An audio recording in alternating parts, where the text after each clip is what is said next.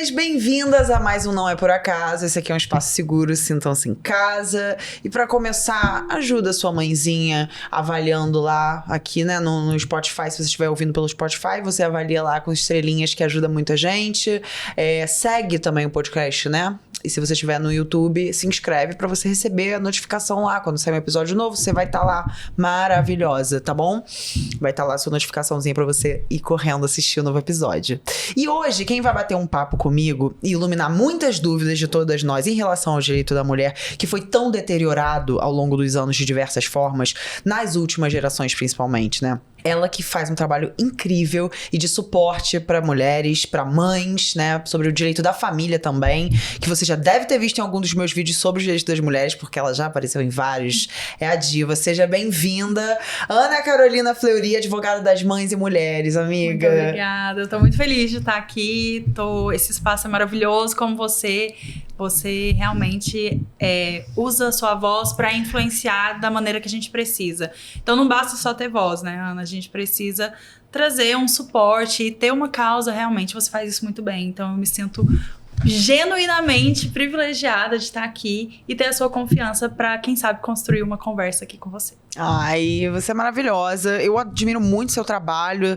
Eu não lembro qual foi a primeira vez que eu tive contato com algum material seu, mas aí foi isso. Eu falei, cara, eu preciso muito desse olhar especialista pra ajudar a gente a dar luz a essas coisas. A gente se comove com muitas dessas pautas, mas a gente raramente consegue ter uma noção de um jeito mais leigo, né? Assim, ter um entendimento maior. E eu acho que você ajuda muito nesse sentido.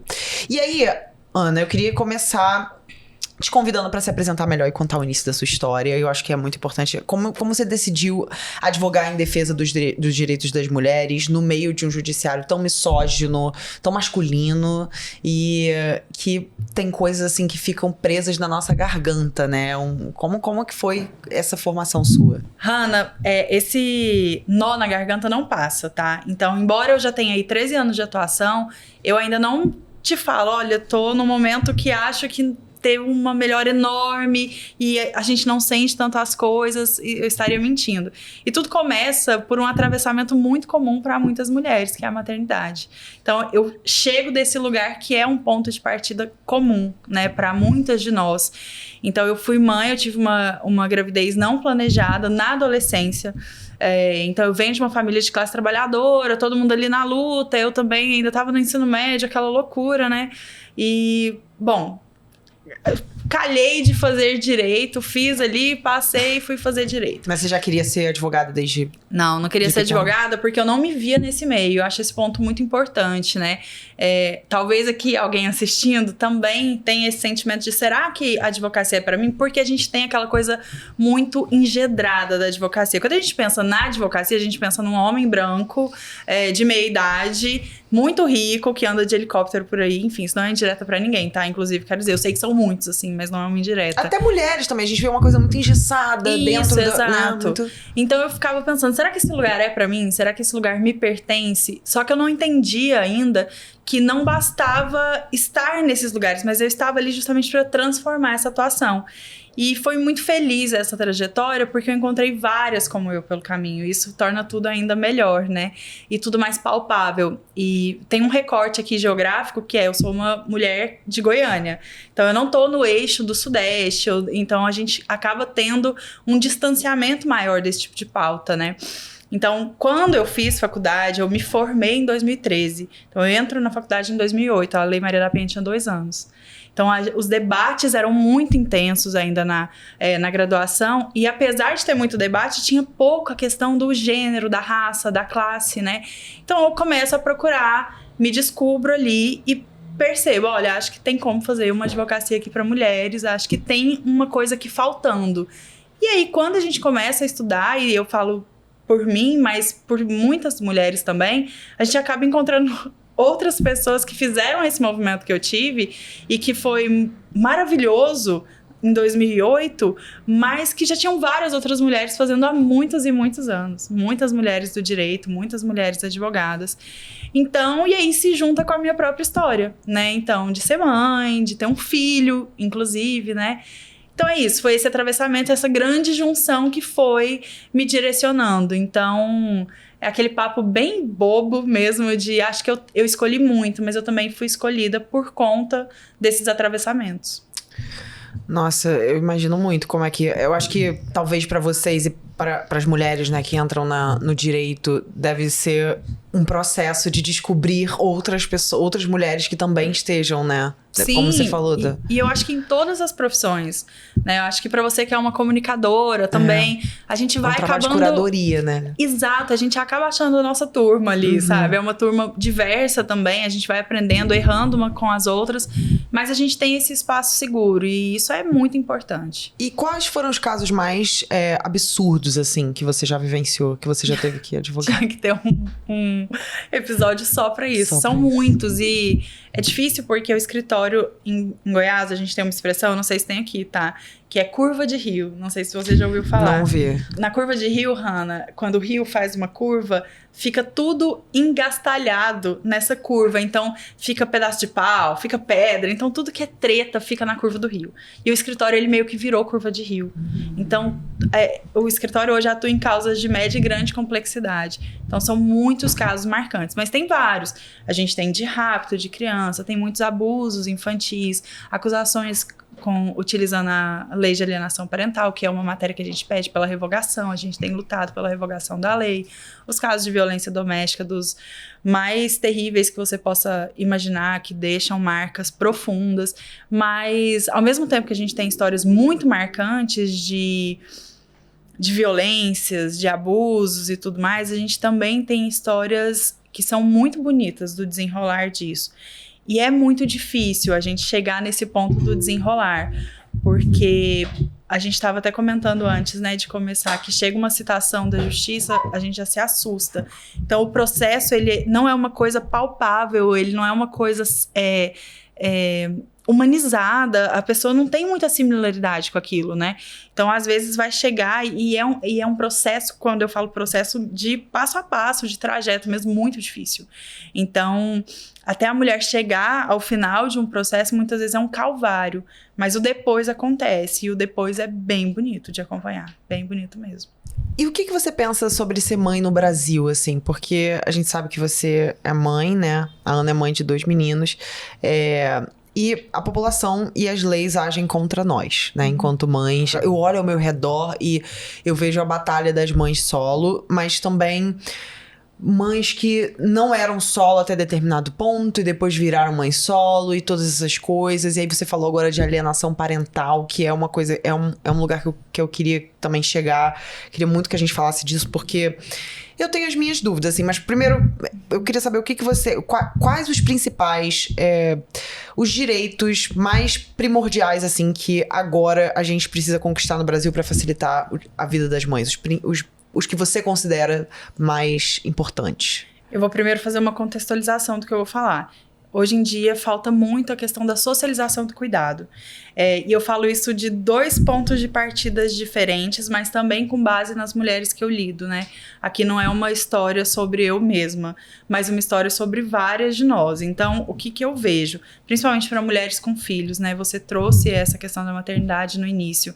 E falta muito a socialização do cuidado. Creches públicas, uma licença parental aumentada, a divisão do trabalho de cuidado e doméstico. Isso daí são coisas que são pautas essenciais. E, Hannah, eu vou fazer uma colocação aqui que eu sei que é muito delicada, mas eu acho que toda maternidade é solo em algum nível. Toda maternidade é solo em algum nível. Pode ser isso para uma mulher que nunca teve uma relação no sentido de um namoro ou de um casamento, mas também pode ser para aquela mulher que está casada, aquela mulher que está ali com o seu companheiro. E muito disso, quero deixar aqui bem claro, que às vezes não vai ser nem por culpa do cara, e nem tô aqui fazendo um recorte coitadinho, eu não tô nem aí para isso, acho que eles já são coitados demais. Mas eu acho importante destacar isso porque faz parte da sociedade, da socialização que a gente tem. Se a gente está falando de uma sociedade que foi estruturada com base na exploração dos corpos de mulheres, dentre outros, corpos pretos, corpos indígenas, pessoas com deficiência assim por diante, a gente também está falando que para a sociedade ser estruturada e para ela continuar funcionando, ela vai precisar continuar dessa maneira. Então é por isso que existe também uma questão legal e eu falo isso com muita dor no coração, mas de legalizar, por exemplo, o abandono, de legalizar a falta de cuidado paterno, de legalizar várias outras questões, porque realmente é normalizado, não é natural, é social. Então, hoje, eu parto muito dessa questão de compartilhar cuidado, de socializar o cuidado de crianças, porque eu sei o quanto que um filho na vida da mulher muda toda a estrutura daquela pessoa, né? E não tem como, na questão proporcional, a gente fazer um comparativo entre homens e mulheres. É completamente diferente. E falta muito. Então, foi o que eu falei. Uma licença parental ampliada. A gente até conseguiu uma ampliação agora com o projeto da Sâmia, né? Mas ainda é muito pouco. A gente tá falando de 30 2 dias. semanas, Sabe? Assim, 30 dias agora. Não, mas eu digo assim, 30 dias quando a gente ainda pensa que foi requerido. Tanto que a gente tá distante do que precisa, né? Uhum. E até pra mulher, quando a gente vai pensar, é uma licença de 4 meses, via de regra. Então, é pouquíssimo tempo, né? E olha que eu falo de 2 lugares diferentes. A minha primeira maternidade foi uma maternidade solo. Meu filho mais velho tem 17 anos, vai fazer 18 agora, no próximo ano. Então, eu vim de uma maternidade solo e hoje, com meu filho mais novo, eu tenho uma relação, um companheiro que a gente já tá junto há muito tempo, e a gente socializa ali o cuidado, e ainda assim, o meu próprio companheiro fala, cara, é inacreditável o quanto é diferente. Não importa o que eu faça, porque não existe realmente mecanismos suficientes na nossa sociedade que estão aí para igualitar essa situação. Então, eu parto muito disso, Hannah. Quais são os direitos que podem estruturar uma mulher, né? Então, acho que pensão justa, um amparo trabalhista que seja realmente eficiente, credibilidade em relação à palavra da mulher, né? Credibilidade em relação ao cuidado da mãe e assim por diante. Eu acho que a gente pode partir disso, porque falta muito. A gente já caminhou bastante. Isso é bem verdade.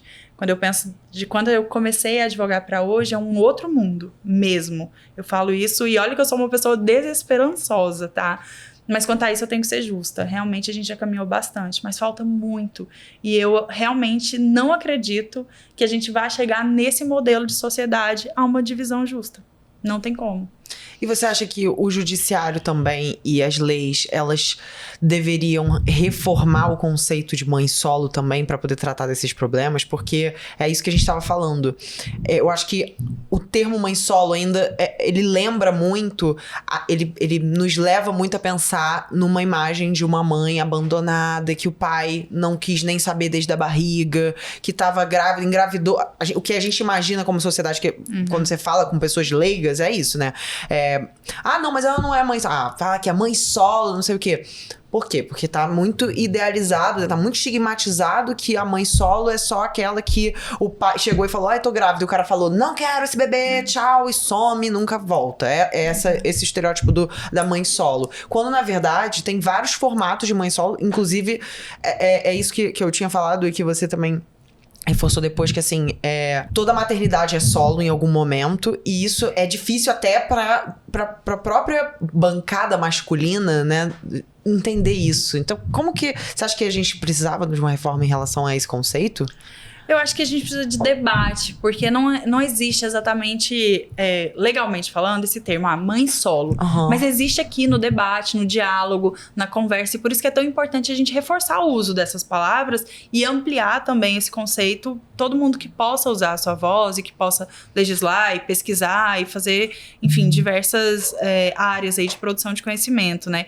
Eu acho importante, Hannah, mas eu acho mais importante do que discutir mãe solo, discutir sobre justamente partilha de cuidado, divisão de cuidado, divisão sexual do trabalho. Eu acho isso, assim, indispensável, porque se hoje a gente tem caras ou mulheres também, né, que não conseguem compreender isso que nós duas estamos aqui falando, perpassa muito pela falta desse debate e pela falta também de que se discuta justamente essa questão dos cuidados, né? Vou dar um exemplo, e olha que eu falo, Hannah, de um lugar também de um recorte muito específico. Eu ainda sou uma mulher branca, eu ainda sou uma mulher dentro de padrões ali esperados e tudo, tenho um relacionamento estável agora e tudo mais, mas é muito importante que a gente traga esses pontos para debate e que não se leve para o ponto do pessoal. Porque quando a gente leva pro pessoal, aí a gente já esqueceu que é um problema coletivo. A gente passa a achar que é uma coisa individual. E isso é uma coisa que eu falo muito, né? Tanto pro meu companheiro, quanto nos lugares que eu vou falar e tudo. É que, gente, isso daqui é uma questão que tá enraizada. Então, a gente precisa agarrar a coisa pela raiz, né? Quando chamam a gente de radical, por exemplo, eu gosto daquele conceito de radical que é agarrar a coisa pela raiz. Isso é ser radical. Então a gente precisa ir lá na raiz do problema, fazer um resgate desse conceito e a partir daí repensar para frente, né? Toda maternidade que não foi socialmente amparada, que não foi profundamente desejada, vai entrar na questão da maternidade solo em algum nível, em alguma proporção. Acho que às vezes também a maternidade solo pode cair nesse lugar de ter sido... a maternidade não, a paternidade, né? Pro genitor, né? Pro cara que é o genitor da criança. Se ela foi muito desejada, se essa paternidade, ela foi muito desejada e mesmo com esse desejo absurdo, ele abandona essa mulher em algum momento porque ele idealizava de um jeito e ele vive a maternidade, e quando ele vê como funciona, como é a dinâmica e principalmente os direitos dessa mulher pós-parto, pós-puerpério e tal, cara, essa divisão de funções, ela não foi... Acho que a gente até hoje não se fez muito clara, porque é isso que você falou, né? Acho que pensando junto aqui com você, porque de uma certa forma nunca vai ter como entender essa função de um corpo como o deles, né? De uma mente Eu acho, Hannah, eu acho que perpassa, pelo menos não nesse formato de sociedade que a gente tem. É o que eu falei, se a gente tem uma sociedade que é formada na exploração dos nossos corpos, a gente tem essa sociedade que aconteceu justamente isso. A transição para a sociedade que a gente tem é com base em violência, é com base em exploração. E uma dessas explorações é justamente o nosso trabalho reprodutivo, né? E quando a gente coloca a nossa maternidade como um trabalho reprodutivo, no sentido de, olha, eu vou cobrar por isso aqui.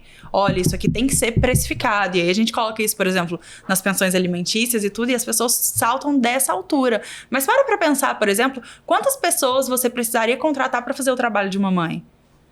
É cozinheira, é psicóloga, é professora, é enfermeira, é empregada doméstica, é passadeira. E aí, quanto é que fica esse cálculo? É motorista.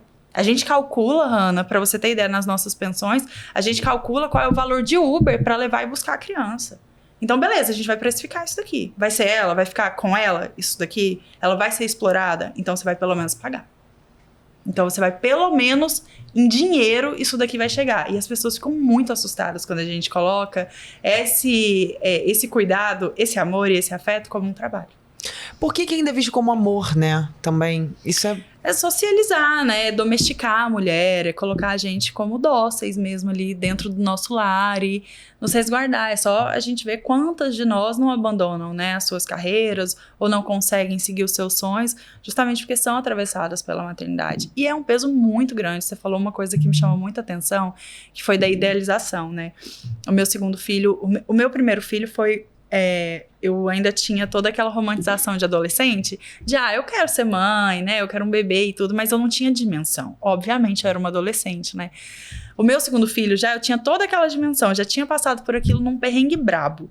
Então eu tava muito preparada na minha cabeça pro que viria. E o meu companheiro também. Que isso, cara? Ele falava, eu estudo isso daqui, eu te acompanho, eu vejo, eu sei, eu profundamente quero também ser pai. E quando o negócio pegou mesmo, quando esse menino nasceu, meu companheiro falou, meu Deus do céu, ninguém estava preparado. O que é isso? Que é isso, meu Deus? E todos os dias ele fala, cara, eu não sei explicar pra você como que eu me sinto, por exemplo, vendo essa desigualdade. E eu falo, é um lugar muito confortável para vocês também, né? Não sei como eu me sinto. E não é uma crítica pessoal, mas é uma questão de que a gente ouve esses relatos, porque também para eles é muito fácil de não conseguir, de não dar conta, de não saber o que fazer. Porque existe essa opção para o homem, ele é socializado para ter essa opção. A nós, não. A nós não é tida essa opção. E ainda vem a culpa de você deveria saber, porque é o seu papel natural. Exatamente, Hannah. E a gente é atravessado o tempo inteiro por essas culpas, né? Isso nos coloca, inclusive, em lugares muito perigosos, juridicamente falando, tá? Quantas mulheres não me procuram, e acontece muito, tá? De no sigilo, assim, a pessoa chegar e falar, quero uma consulta com vocês, mas eu não quero que ninguém saiba, eu não quero ir pra frente, eu quero me preparar primeiro. E é ótimo, tá? Eu adoro esse tipo de conversa que a gente gente tem. Porque eu vejo que muitas delas começam assim: olha, mas eu não queria que ele soubesse, porque depois eu me sinto culpada de estar fazendo algo pelas costas. Eu não queria que ele soubesse, porque, enfim, eu tô usando o cartão de crédito aqui para pagar. Eu não queria que ele soubesse, porque, enfim, são várias coisas. E eu vejo que tudo perpassa ali pela culpa. E é o medo de divorciar, o medo de se separar, o medo de pedir pensão, o medo de procurar os seus direitos e acabar numa situação pior do que tal, que é muito legítimo também, claro, com o judiciário que a gente tem e tudo. E por isso que é tão importante a gente ter realmente informações de qualidade sobre isso, sabe? E sobre alienação parental, que você falou, e eu acho que a primeira vez que eu me deparei com esse termo, né, eu fiquei, caramba, tá, mas o que seria alienação parental se a gente tá falando também, eu acredito em casos que realmente os filhos possam ser manipulados, sei lá, né? Serem privados de verem o seu genitor, o seu pai, e que tenham uma relação boa com o pai. Eu conheço histórias parecidas, fui conhecer um pouco depois, mas assim, ele também é muito usado de forma ampla para poder distorcer a dor que aquela mulher enfrentou, aquelas violências que a mulher viveu num relacionamento. Então, a mulher tá casada com esse cara ou tá junto com o pai da criança por um tempo e tal, e aí acontecem várias violências diárias e tal. Aquela mulher quer proteger aquela criança também de estar nesses ambientes, de ser afetada também, né, por esse pai. Mas, assim, eu acho que principalmente a cabeça de uma mãe que tem que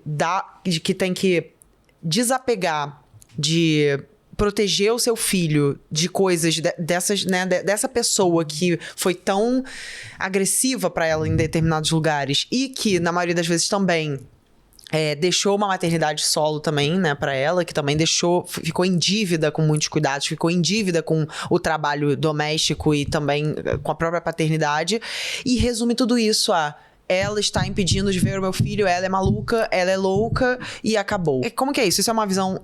faz sentido isso que eu falei? Porque... Faz sentido. Eu só preciso fazer um recorte. Por favor. E, assim, por favor, me corte também, porque é o tipo de tema que é muito espinhoso. Sim. Deixa eu te explicar um pouquinho sobre alienação parental. A lei de alienação parental, ela é baseada numa síndrome que chama Síndrome de Alienação Parental, que ela foi criada por um norte-americano chamado Richard Gardner. O Richard Gardner, ele era um psiquiatra e atuava nas causas defendendo homens abusadores, dentre outras questões, outros crimes nas disputas de guarda. Então, ele cunhou o termo. Esse termo não é reconhecido cientificamente. Tá? Todas as publicações de livros do Richard Gardner são feitas por uma editora que é dele. Tá? Então, quando a gente pensa na questão da alienação parental... Obrigada, então, a gente já começou bem, né? Então, o que acontece? Quando a gente pensa na alienação parental, a gente não tá falando que não existam atos de abuso psicológico, de abuso de algum tipo de crianças que podem ter ali um impacto na relação entre filhos e mães, filhos e pais. Não é sobre isso. Inclusive, Hannah, sobre isso já existe toda a proteção jurídica necessária no Estatuto da Criança e do Adolescente e no Código Civil Brasileiro. Isso sem contar na Constituição Federal, sem contar nos tratados internacionais de direitos humanos que nós ratificamos enquanto Estado, né, enquanto país. Então, não há necessidade e não houve necessidade de uma lei com base em uma síndrome que não tem reconhecimento científico. E aí eu vou te falar mais uma coisa. Essa lei de alienação parental, ela foi aprovada como uma resposta à Lei Maria da Penha. Então, a Lei Maria da Penha é aprovada em 2006 e a Lei de Alienação Parental em 2010. As leis, geralmente, elas vêm a debate, trazem toda uma tramitação ali que leva um tempo. A Lei de Alienação Parental, por outro lado, foi uma lei que foi aprovada às pressas, sem a participação de coletivos de mulheres, de mães, de crianças, de psicólogas. Tanto é que hoje em dia os conselhos de psicologia, por exemplo, e vários outros conselhos rechaçam e pedem também a revogação da Lei de Alienação Parental. Então a gente costuma dizer que quem defende os direitos das mulheres e das mães luta pela revogação da Lei de Alienação Parental. Se você pegar os livros do Richard Gardner, você vai ver várias passagens normalizando, por exemplo, questões de pedofilia. Várias. E aqui você deve estar falando, meu Deus, eu mando pra você as fontes depois, não tem problema. Então, a gente começa a problematizar aqui, mas é muito mais profundo, tá? Então, a lei de alienação parental, ela vem porque abre-se à Lei Maria da Penha uma possibilidade de mulheres denunciarem mais, de mulheres terem mais vozes, de mulheres poderem ir atrás dos seus direitos e dos próprios filhos. Como um rechaço a isso, vem também a lei de alienação parental para impedir e para culpabilizar essas mulheres.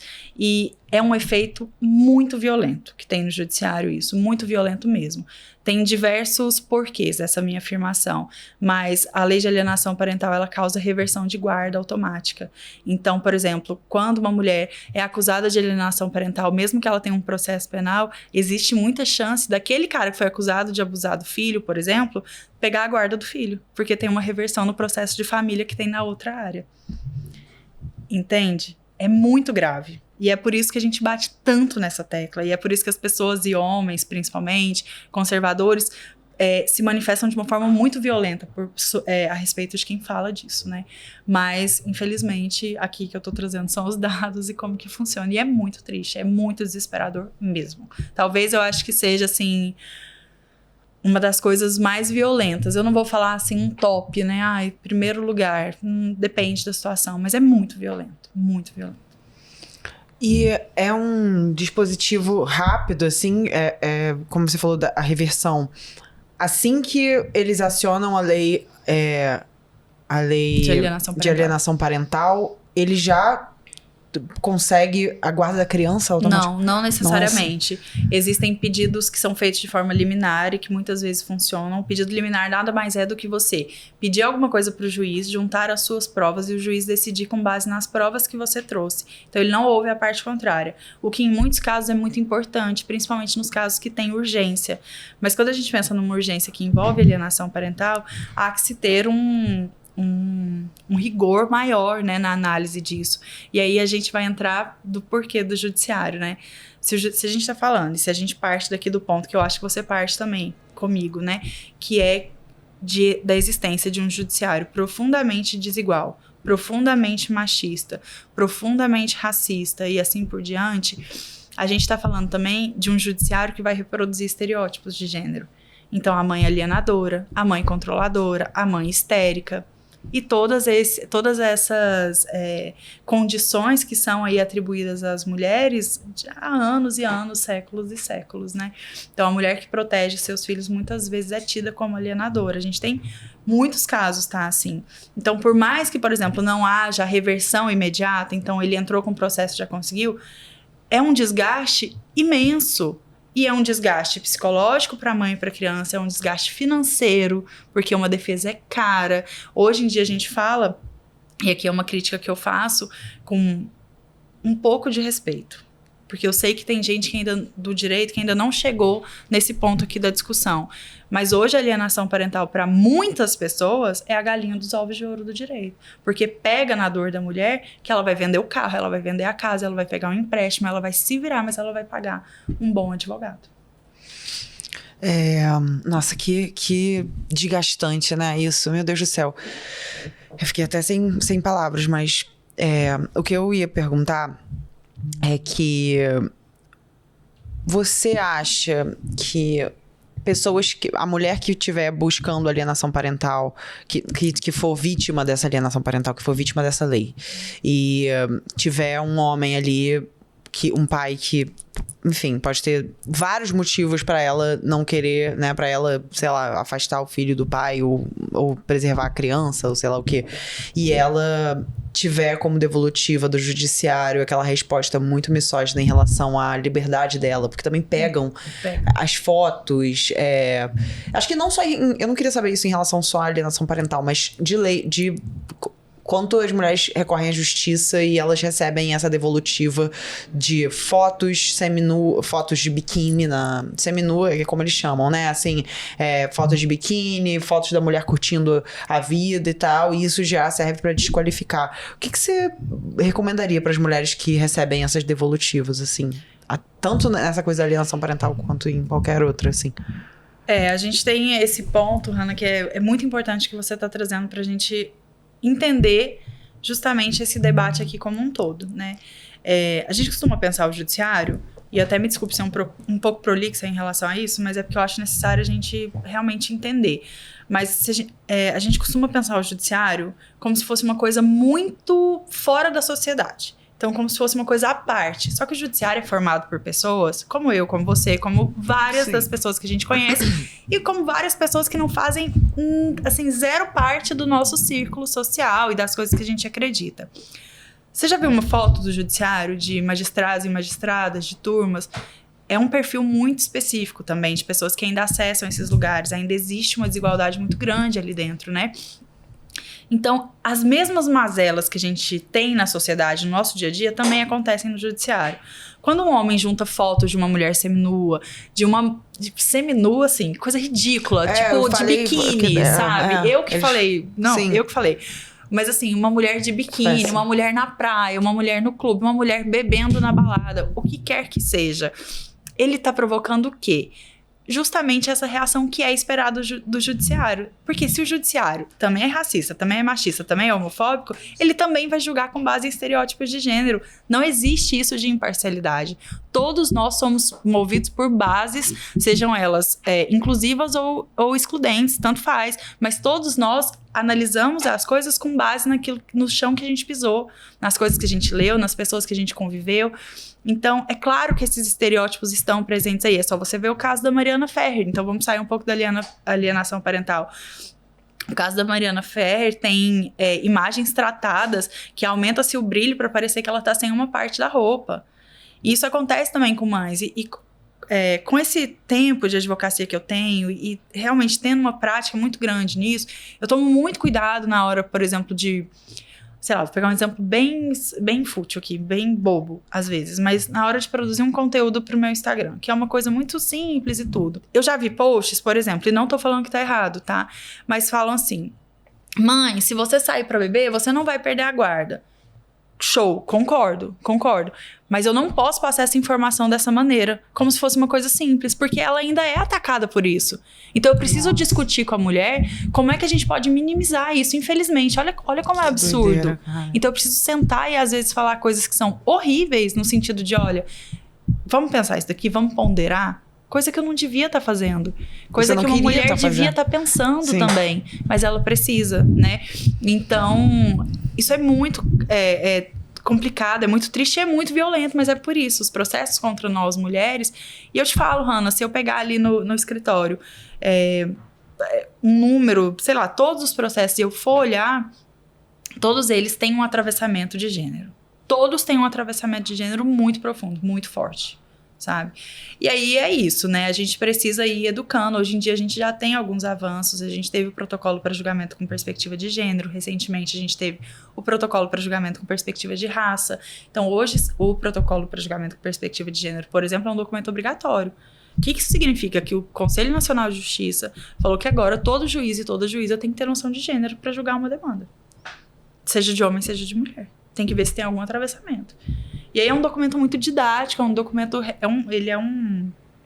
É como se fosse uma caderneta, um caderno, assim, de informações, com menos de 200 páginas, se eu não me engano, mas que tem tudo ali. É muito bem feito mesmo esse material, tanto que eu sempre falo sobre ele, eu sempre recomendo. É tipo aquele meme da Lindsay Lohan em Meninas Malvadas, que ela tá na frente do espelho e ela fala, eu tava obcecada, eu sabe 80% do tempo. Aí sou eu, 80% do tempo eu fico falando sobre o protocolo e 20% eu torço pra que alguém fale pra que eu possa comentar. Você pode falar aqui. Então, é isso, assim, a gente tem avançado, a gente tem rechaçado isso e tem tido resultados, mas ainda é muito ínfimo perto do que precisa. Muito, muito. A gente ainda tem muito a caminhar. A gente ainda tem muito a caminhar e pegando esse gancho eu queria falar da misoginia ainda não ser considerada um crime, né? Misoginia não é crime. Misoginia, gente, eu tenho um problema sério que eu falo misoginia ao invés de misoginia há muito tempo. Eu tô me tratando. Eu também, tá? Você também? Mentira. Também falo misoginia. Caraca. E eu vou te falar que eu não vou lembrar agora, então vão falar assim nos comentários. Olha lá, mentirosa, tá? Mete um fact check lá que o povo fala nessa doida, porque ela tá falando bobagem. Mas eu já ouvi alguém me falando que não tá errado, tá? Então fica na paz. Eu não me corrigi mais. Verdade. Então, aí, ó. Vamos procurar pesquisem depois. E falem. Mas é isso. Toda vez que eu falo alguém Hannah, eu não sei se você sabe, mas a misoginia, eu já sei disso, mas eu tenho esse problema. Mas enfim, a misoginia ainda não é, a misoginia, como quer que seja, ela não é considerada um crime ainda, tal qual o racismo, tal qual a LGBTfobia e tal. E a gente tem chances, né, que seja votado agora. Você acha que a gente tem, de fato, chance, a gente pode pré-comemorar? Como é que tá o andamento disso? Não, eu sou a pessoa negativa. Eu nunca vou falar pra gente pré-comemorar nada. Nada. A minha vida é ser negativa, infelizmente. Eles votam aquilo, e tchau. torcendo para o melhor, esperando o pior sempre. Infelizmente, poderia colocar na minha lápide isso, sabe? Então, eu torço muito pra que sim, que logo a gente esteja festejando isso. Eu tenho críticas em relação à seguinte situação. Eu não acho que todos os temas que nos afligem tinham que virar crimes, porque crimes geram punições e punições a gente sabe que tem uma seletividade de punição no nosso país, né? Uhum. Então, isso é um debate que precisa ser feito. Só que eu entendo o quão significativo é. Então, isso gera uma discussão e gera debates que são importantíssimos na sociedade. Porque a gente não está conseguindo, mas assim, o poder público, a falta de incentivo, a falta de interesse de, por exemplo, grandes empresas, de, enfim, comunicadores no geral. Não você, não as pessoas que estão aqui do nosso lado, claro. Mas há um desinteresse muito amplo e muito proposital, né, de discutir essas coisas. Então, a partir do momento que isso vira um crime, isso vai ser discutido. Sim. Então, é uma demanda social importante.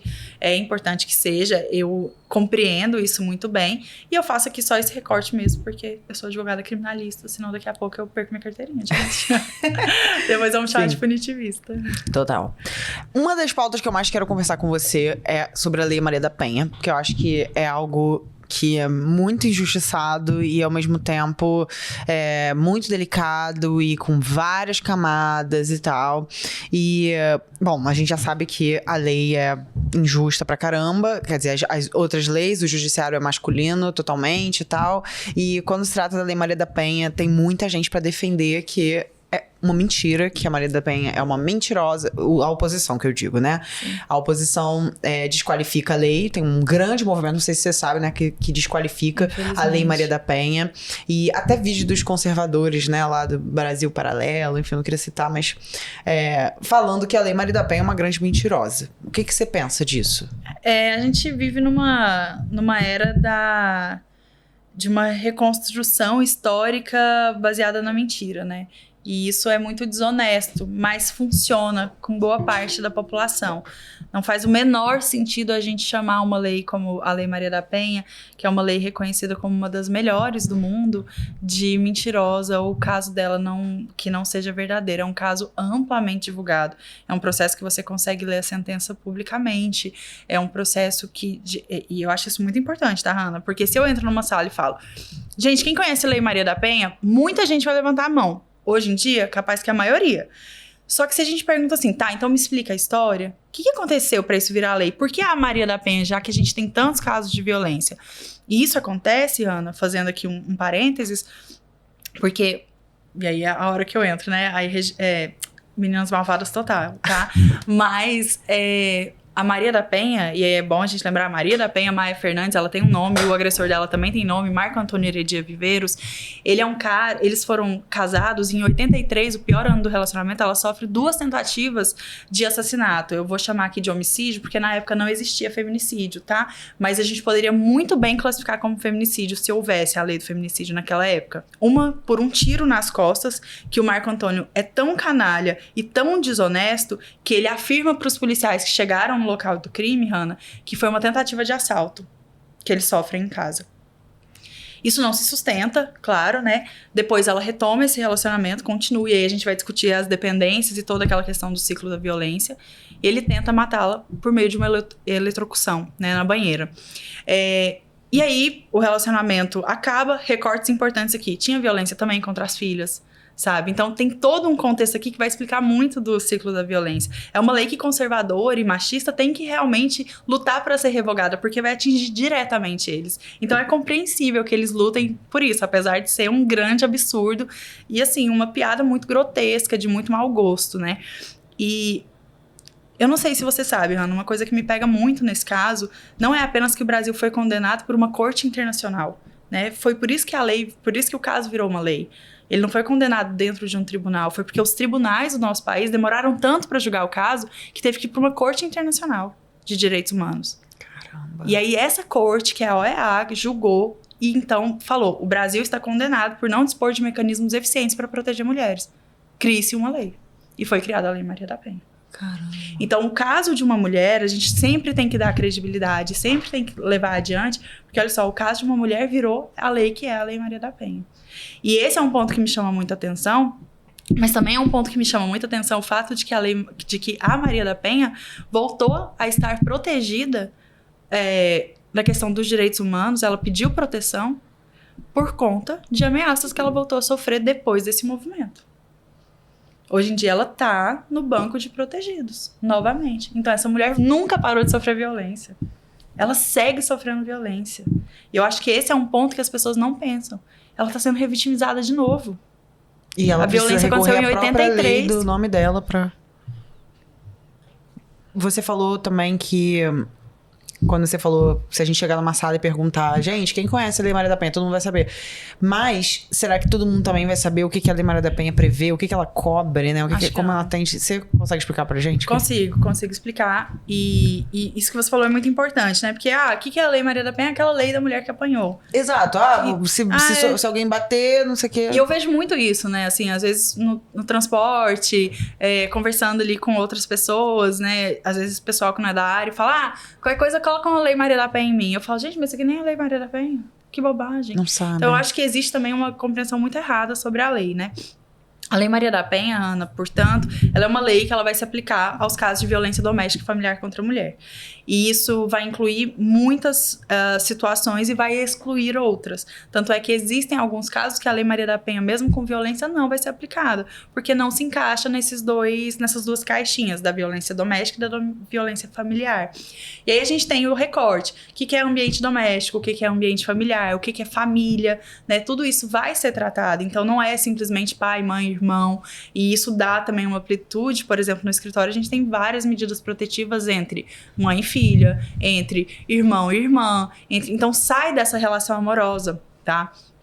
E a Lei Maria da Penha, ela, além de definir os 5 tipos de violência que o Brasil reconhece, né, pela lei, como violência, que é física, sexual, patrimonial, moral e psicológica, além dela definir isso, que é muito importante mesmo para a gente conseguir trabalhar, ela traz muitas previsões, inclusive para políticas públicas de amparo a mulheres em situação de violência, e não só as mulheres, os seus filhos, os seus dependentes, os seus familiares, trabalho. Então é uma lei que realmente ela tem o porquê de ser considerada uma das melhores do mundo para mulheres. O que acontece é que a gente ainda tem problema de implementação da lei, porque de fato há um desinteresse também muito orquestrado de não fazer aquilo funcionar, até porque nós mulheres não somos tidas como prioridade, como deveríamos ser. Tá? Então, para quem tá falando que mulher tem direito demais, é exatamente o contrário. Isso é um grande absurdo que a gente escuta, né? E aí, na Lei Maria da Penha, a gente também tem mecanismos de proteção. A lei tem 2 grandes funções. Uma é de conscientizar e a outra é de proteger. Quando a gente fala de conscientizar, Hannah, a gente tá falando de tudo aquilo que a gente faz antes da violência acontecer. Uhum. Então, o que a gente pode fazer para que não aconteçam aquelas violências? E agora, se aconteceu, a gente precisa pensar além da prevenção. A gente precisa pensar, então, na proteção, na punição e assim por diante. Tanto é que a Lei Maria da Penha, ela tem talvez um dos pontos mais importantes, que são as medidas protetivas de urgência. E muitas vezes as pessoas acham que medidas protetivas de urgência são só afastar do lar, né? Proibir o contato, proibir a fala, mas por meio de medidas protetivas se consegue muitas outras questões. A gente consegue medida protetiva, a gente consegue definição de guarda, a gente consegue, por exemplo, proibição de celebrar contratos, proibição de compra e venda, então, para não deteriorar patrimônio. A gente consegue, por exemplo, matricular filhos de mulheres que estão em situação de violência doméstica em escolas que não têm vaga. A escola mais próxima da casa daquela mulher, da rede estadual ou municipal de ensino, mesmo que não disponha de vagas, tem que matricular a mulher. Que legal. Tem que matricular os filhos, né, no caso da mulher. Então, tem muitos desdobramentos da lei que as pessoas não conhecem. E é uma lei que... E eu tenho uma crítica muito forte ao judiciário, no sentido de o quanto as nossas leis são técnicas e de difícil compreensão para a maioria da população. A Lei Maria da Penha é um pouco menos. Então, é uma lei que eu acho, cara, vale a pena pegar para ler. É uma lei curta. É uma lei com 30 e poucos artigos. Então, assim, realmente é uma lei que dá pra você ler facilmente. Tem muita coisa ali pra se extrair. Muita mesmo. E faz diferença. Com certeza. E você... Não sei se você já viu o debate da Carol Sardá, que tá rolando muito. Ela vem aqui depois de hoje. E você sabe que agora também esse mesmo movimento também antifeminista, ele tá... Eu tô rindo, desculpa. Perdão. Querendo lembrar do Nerd Malucas. Não, lembrando disso, gente. Perdão, desculpa. Fui muito antiprofissional agora. Antes de vir pra cá, eu tava assistindo um outro debate da Carol Sardá, que são 3 pessoas, 3 antifeministas e 3 feministas. Eu não sei, acho que é masculinistas contra feministas, eu acho que é assim. E aí, nesse negócio, tem uma mulher lá que advoga pelo direito dos homens.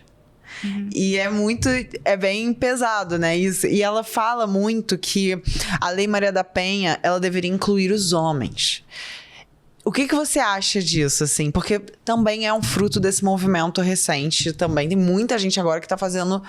né, um baita movimento para incluir homens na Lei Maria da Penha, tratando como se... O que elas falam também, que rolou também nesse debate da Carol Sardá, nesse último, que algumas dessas antifeministas acreditam que os homens sofrem mais violência ou até igual a mulheres. O que a gente tem para dizer sobre isso, assim, para quem é leigo e ouve essas pessoas falando disso com a maior certeza?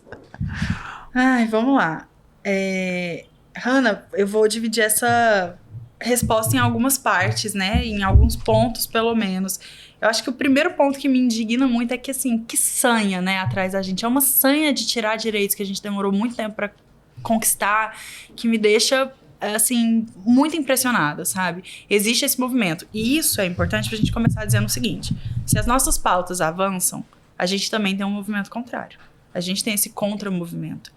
Então, é natural, assim, essas grandes salvadoras do patriarcado... Dar um passo pra frente e, ao mesmo tempo, tentarem... E, ao mesmo tempo, tentarem empurrar pra trás, né? Isso é um movimento, assim, historicamente, que acontece mesmo, né? Toda vez que a gente tem um movimento ali de progresso ou de uma questão que foi positiva para mulheres, no geral, a gente também tem ataques em relação a isso, né? Então, eu acabei de falar da Lei Maria da Penha e da Lei de Alienação Parental, por exemplo, né? Então, a gente tem muitos debates sobre isso.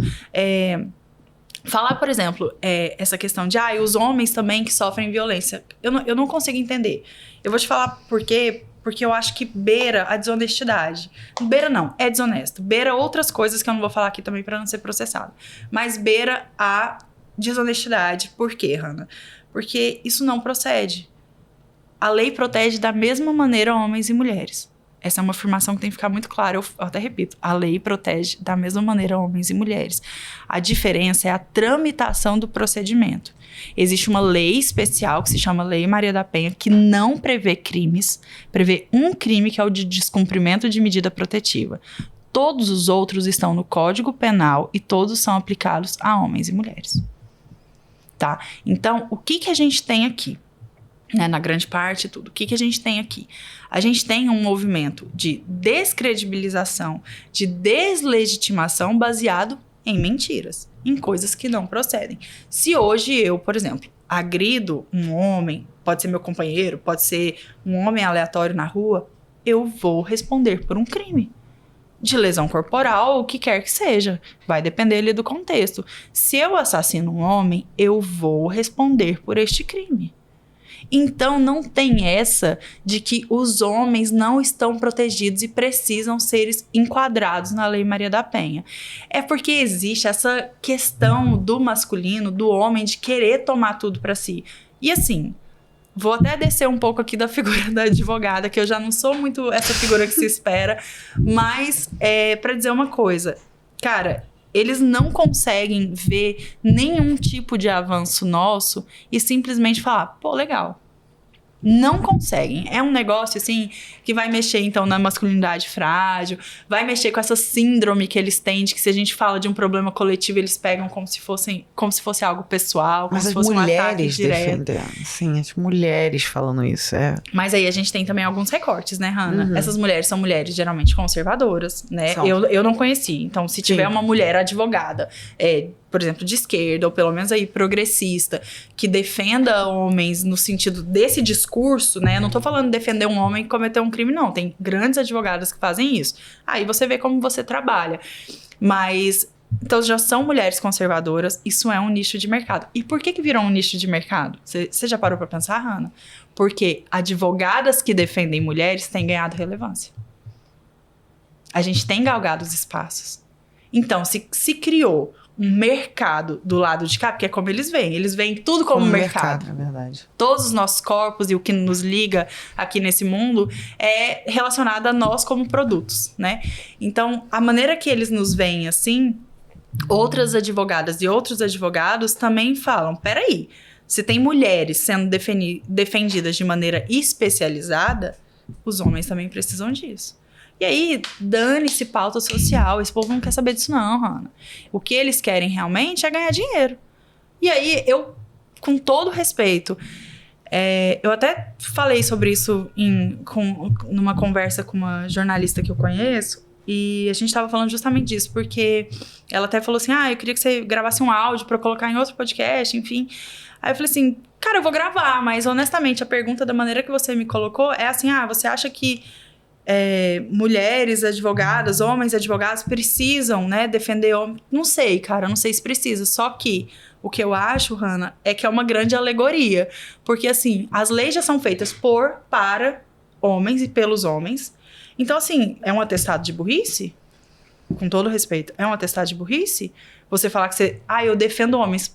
Gente, você não precisa estudar pra nada. Você não precisa estudar mais, você não tem que ter nenhuma técnica a mais pra fazer isso. O mundo inteiro já gira em torno deles e a lei também. Então, assim, você tá se vangloriando de quê? Eu acho, no mínimo, assim, eu teria vergonha. Mas, infelizmente, eu não controlo as pessoas, né? Então, é isso. É absurdo. E as mulheres também que... Não só... Tá bom, eu falo... As mulheres, elas são atravessadas, né? Por essa misoginia, por essa coisa estrutural. E elas repetem isso como vítimas, a gente sabe. Mas, falando num geral, tanto as mulheres quanto homens que têm essa opinião de que existem mais mulheres mentindo sobre serem agredidas, terem mais mulheres usando a Lei Maria da Penha para se aproveitarem, essa grande fantasia que existe em torno da Lei Maria da Penha e em qualquer lei que afete os homens, né? Existe mais mulheres mentindo do que, de fato, buscando a lei para falar a verdade, um caso sério. O que você acha disso? Isso é uma mentira, não é? Eu só tenho uma pergunta a fazer. O que ganha uma mulher nesse país ou em qualquer outro lugar do mundo quando ela inventa uma agressão? Porque até quando ela é verdade, ela só perde. Ela perde, muitas vezes, a credibilidade, a imagem, o trabalho, os filhos. Então, assim, qual é essa questão, essa sanha de dizer que as mulheres mentem? É um movimento também para nos descredibilizar no momento que a gente avança. Então, assim, não faz o menor sentido. É por isso que eu te falo, para mim, beira uma coisa de desonestidade. E me lembrou muito o debate que você citou antes, da Carolina Sardá, que a gente estava conversando, que ela pergunta assim para uma participante, eu não me lembro o nome, mas enfim, é o vídeo do YouTube, eu só tô relatando o que tá. E ela fala assim, mas quem andava com Getúlio Vargas na época das sufragistas? Aí a menina fala, eu não sei, eu não tava lá. Aí ela fala, mas é pra isso que tem livro de história. Então, assim, como é que eu vou ter um debate sério com uma pessoa que não estuda, que não vai atrás dessas informações, que pega um dado e lê da forma que quiser? Não existe dado, né? E aí você vai ver, por exemplo, e aqui eu vou dar o meu exemplo, não pra dar uma carteirada não, tá? Pelo amor de Deus, não é isso. Mas, por exemplo, pra eu ter um mínimo de credibilidade, eu tô fazendo um doutorado na UNB. Sabe? Então, assim, pra gente ser ouvida, é um processo de compromisso científico, de compromisso teórico muito forte. Pra gente chegar e falar, não sei, não tava lá. Como que eu vou debater com uma pessoa assim? É muito desonesto, porque não é nem... É uma interpretação que... Não é nem interpretação, é tipo, não chegou, é tão limitado que... Enfim, ignora completamente, é muito desonesto. Porque pega a dor daquela pessoa. Então, pega um cara que ouviu falar... eu ouvi falar que a fulana mentiu. Porque você pode ver que é sempre assim. Eu ouvi falar... Mas não mostra casos concretos. Eu estou dizendo que ninguém mente? Claro que não. A mentira é uma questão que acompanha a humanidade. Obviamente, terão exceções. Mas são exceções. Exceções. E aí você me fala, qual o homem que mentiu, que perdeu a carreira? Pois é. Que perdeu a vida? Pelo amor de Deus, gente. É assim, é o mínimo de bom senso, sabe? Então, é um debate que ele é muito superficial. Como é que a gente vai realmente aprofundar sobre isso? Não tem como. É importante uma pessoa que tenha a paciência e realmente o cuidado que a Caroline Sardá, por exemplo, teve naquele debate. Eu acho incrível. Não é pra mim. Por isso que, assim, realmente eu não tenho uma carreira política, nada disso. Não é pra mim, eu não nasci pra isso. Deus me livre. Mas eu acho incrível, tá? Eu acho incrível você se propor dialogar com essas pessoas. Mas, assim, sentar ali pra mim é um revirar de olhos. É o máximo que eu vou conseguir entregar. O que eu vou fazer, gente, com uma pessoa que fala isso? Não tem como. Não tem como mesmo. Ela tem muita paciência. Uma paciência que eu não teria como. Porque é isso. Ela e várias, né? Quando a gente pega só nas políticas, assim, feministas aqui do nosso país, gente do céu, realmente é um trabalho hercúleo, sabe? Tem que ter muito estômago. E quando a gente faz o recorte pro judiciário, tem um pouco disso, tá, Hannah? É isso que eu ia falar. Você também tem que ter um estômago, é o SUS falando mal lavado, né? Mas é isso. Acho que é porque a gente talvez não tenha esse debate televisionado e, enfim, republicado, né? E como que você orientaria uma mulher completamente leiga e com pouca informação para recorrer a Maria da Penha? Tem duas situações. A primeira delas, que eu sempre vou falar, você precisa de ajuda especializada. Aqui não tô me vendendo nem nada. Não é sobre mim, Ana Carolina. É sobre qualquer mulher advogada que esteja aqui com uma atuação com perspectiva de gênero, né? Faça uma consultoria como advogada. Porque por mais que sejam histórias parecidas, Hannah, tudo é muito personalizado pro caso daquela mulher. Às vezes é a mesma violência que sofreu a pessoa, mas o formato familiar, a realidade financeira, tudo isso vai fazer um planejamento totalmente diferente pro caso daquela mulher. Quando a gente fala de violência, a gente fala de resgate. Então, assim, consultoria jurídica é o único lugar que vai pensar a sua situação a partir de você, com base na lei, vai montar uma estratégia de, muitas vezes, sobrevivência para você. Personalizada. Ana, não tenho condições de pagar uma advogada. Beleza, vai numa defensoria pública, vai em ONGs. A gente tem, por exemplo, a Tamo Juntas, o mapa do acolhimento. Então, assim, vá atrás, porque existe essa informação, tá? Existem mutirões sobre isso. O que eu não recomendo acho que assim, até que é importante, dá um Google às vezes e tudo, mas isso não vai ser suficiente, porque as informações ali são generalizadas. Então, elas não são pensadas exatamente para o seu caso, né? Só que tem uma questão, que é, se a violência está acontecendo, se a violência acabou de acontecer, ou seja, um caso de flagrante, né? A mulher acabou de sofrer uma violência, ela não vai ligar para advogada, ela vai ligar para a polícia. E aí é importante que toda mulher tenha, e aí assim, com todas as críticas que a gente poderia fazer sobre polícias e tudo, né, fazendo um recorte, mas é muito importante que toda mulher tenha o telefone, por exemplo, da Patrulha Maria da Penha nos telefones, tá? Eu não sei como que é na cidade de quem tá ouvindo ou assistindo, tem cidades que ainda não tem uma patrulha especializada. Normal, a gente tem outros recortes para atuar, por exemplo, nos interiores do nosso país. Tem interior que não tem delegacia da mulher, tem interior que não tem uma vara especializada. Então, a gente precisa também saber atuar com esse contexto. Mas se não tem, por exemplo, uma patrulha Maria da Penha, sabe aquela viatura que você vai descer na padaria e tá a viatura parada ali no posto, ou parada na padaria, o pessoal tá ali lanchando? Chega no policial e fala assim, me passa o telefone da viatura. As viaturas têm um WhatsApp, tem um telefone. Então, é importante que as mulheres tenham esses telefones, esses contatos de emergência. Eu tenho. Todo mundo que eu conheço, eu oriento que tenha também. Legal. E aí, por quê? Porque se a violência acabou de acontecer, aquela mulher tem que sobreviver. Ela tem que ser tirada dali. E aí não adianta falar, oi, tudo bem? Queria marcar uma consultoria. Não, eu preciso te resgatar agora. Vai pra delegacia, a gente se encontra lá. Tá? Mas isso é muito importante, assim. Acho que esses dois pontos, e aí a gente vai analisar realmente qual é a situação daquela mulher. Tem mulher, Hannah, que nos procura, e isso é um recorte muito... É difícil até de achar um adjetivo, sabe? Mas é um recorte, ao mesmo tempo, muito cruel, mas de muita esperança, né? Que é, nós somos muito procuradas por mulheres que fazem uma consultoria, saem com anotações, assim, com páginas e páginas, e olha que a gente sempre manda a ata da reunião com tudo que a gente falou pra mulher lembrar, porque afinal de contas a gente tá atendendo mulheres que estão em situação de vulnerabilidade, muitas vezes emocional, psicológica, então vai passar 2 dias, ela não vai lembrar, porque é tanta coisa, ela tá numa situação ali de tanta violência, que naturalmente ela vai se esquecer de tudo que falou. Então, às vezes a gente é procurada por uma mulher e ela retorna depois de 2 anos. Depois de 1 ano. Porque ela não conseguiu se organizar para sair. E aí você me perguntou... e se estiver ficando longo, por favor, me cortem. Não tá, não. Mas você me perguntou no começo assim... um caso que foi muito marcante para você. Embora os casos com violência sejam muito marcantes... as palavras que eu escuto nas consultorias são muito mais marcantes pra mim. Porque é ali a mulher crua, te falando tudo que ela viveu. Né? E eu atendi uma mulher, Hannah, isso tem mais ou menos uns 2 anos. Essa daí me marcou que, assim, pelo menos uma vez por semana eu penso nela. Ela era uma senhora, 75 anos. Ela marcou uma consultoria presencial, porque tem um recorte também, né, de idade. Então, geralmente as pessoas mais velhas gostam de fazer tudo presencial, né? E ela foi até o escritório, eu a recebi. E eu cometi uma gafe muito grande, porque ela foi com a filha. Como não tinha foto no perfil, eu não sabia, né, qual a idade ou quem era. Então, eu me dirigi à filha. Oi, tudo bem? Porque a filha fazia mais sentido com a história. Ela queria se divorciar aos 75 anos. Ai, gente. E aí, eu pedi desculpa, sentei com ela e perguntei. Eu vou ser talvez indelicada com a senhora e você não precisa me responder. Mas por que agora? Não é que demorou nem nada, mas eu queria entender o que te fez fazer esse movimento agora, porque a senhora sabe que não é comum. E ela me disse uma coisa, e aí que tá, uma coisa que tem me carregado há muito tempo, que quando eu me casei, eu já sabia que eu não deveria ter casado. Só que aí vieram as minhas filhas e eu quis esperar que elas crescessem um pouco. Quando elas cresceram um pouco, elas entraram em idade escolar e eu precisava que ele pagasse a escola, então eu esperei mais um pouco. Depois eu precisei que elas entrassem nas faculdades e eu precisei esperar mais um pouco. Depois elas casaram e tiveram as filhas, então eu também precisei esperar mais um pouco, afinal eu tava cuidando das netas com elas. E aí minha vida passou. Então, assim, isso é muito importante, esse debate do tempo. Por isso que eu rechaço muito a pergunta do por que ela demorou tanto.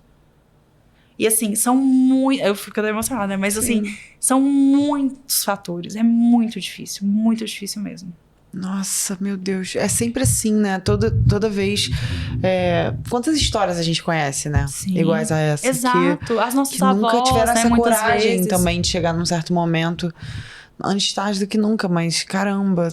E ela conseguiu se divorciar? Ela conseguiu se divorciar. E aí passou pouco tempo. Ano passado mesmo, o marido dela faleceu. Então, é isso, né? E foi muito importante pra mim acompanhar esse caso. Foi algo que me marcou, principalmente por vê-la ali feliz.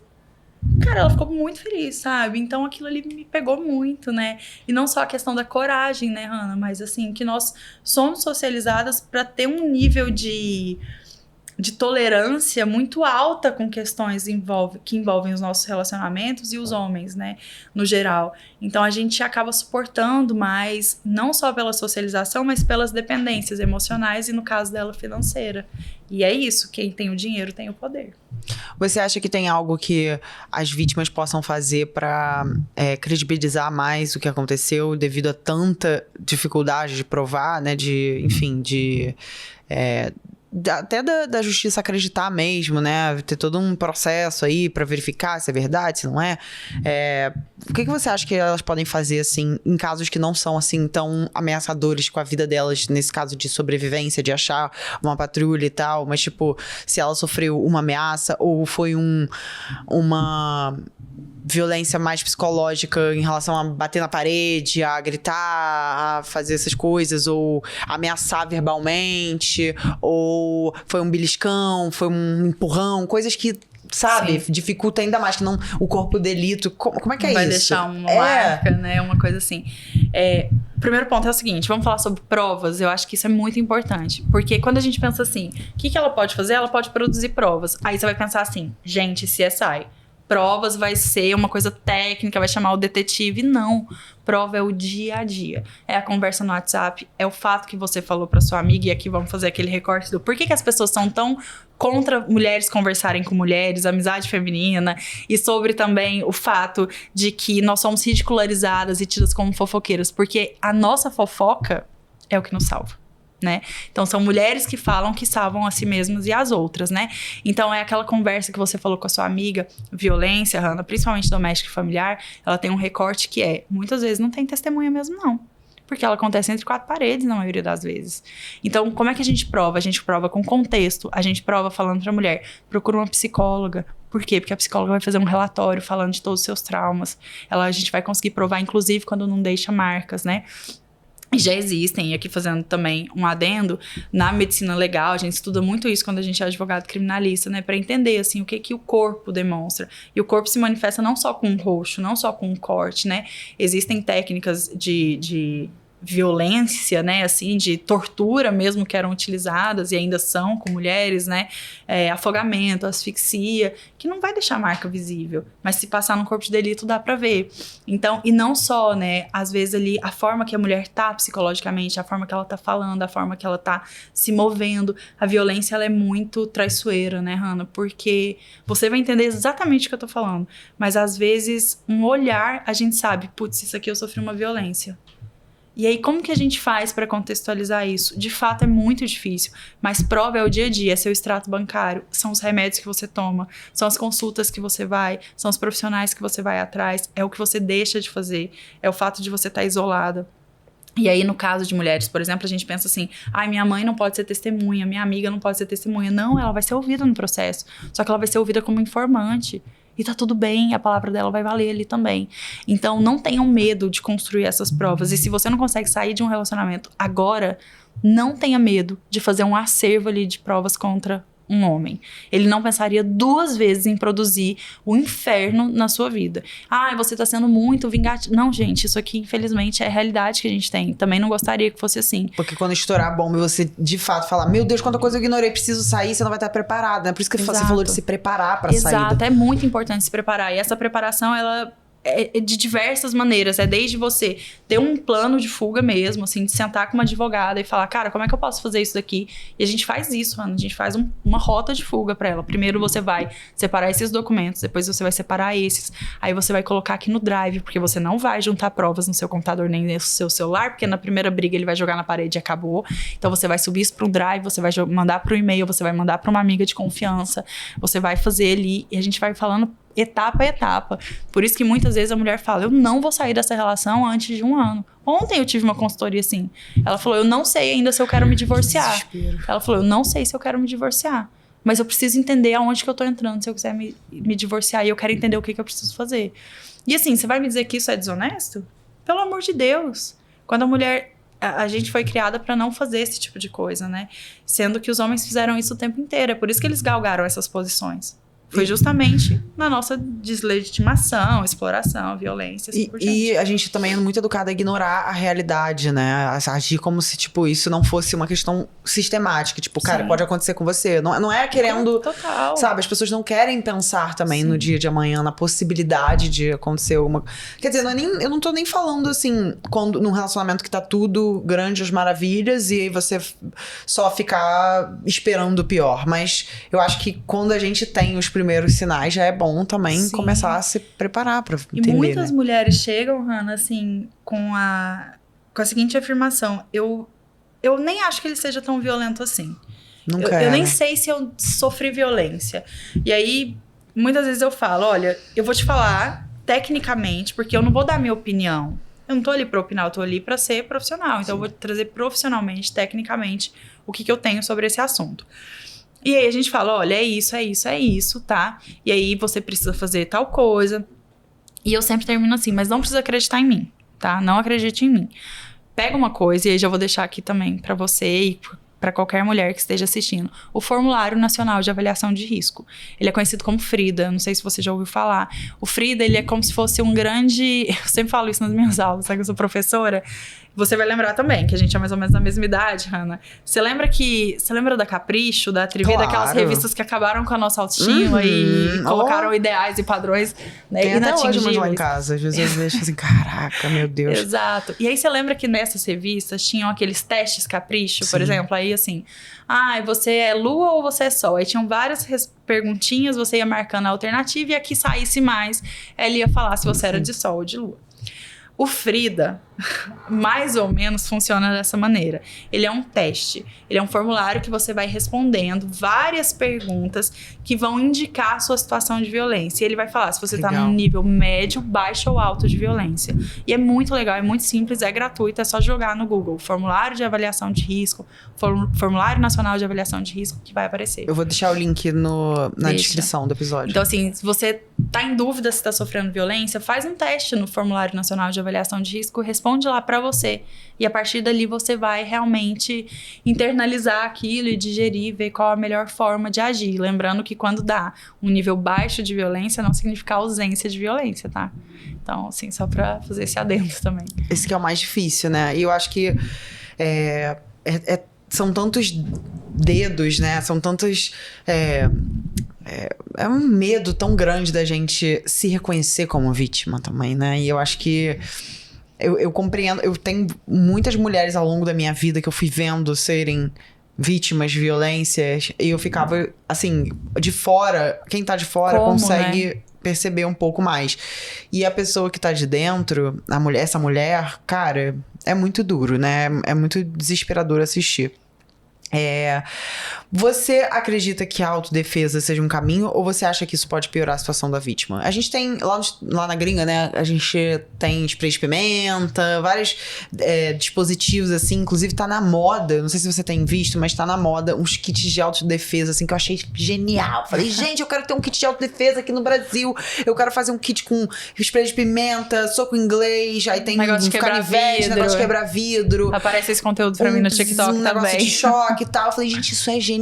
Aí eu tendo uma conversa com um amigo meu, ele levantou uma questão interessante, que ele falou, cara, mas aí depois você vai lançar isso, aí o cara vai reagir, vai dar um tiro na pessoa, sabe? O cara vai se estressar, de repente não vai ser bem sucedido essa autodefesa, e a mulher pode sofrer o triplo do risco, e aí a culpa vai ser toda sua, não sei o que. Aí, enfim, o que você acha de autodefesa, assim?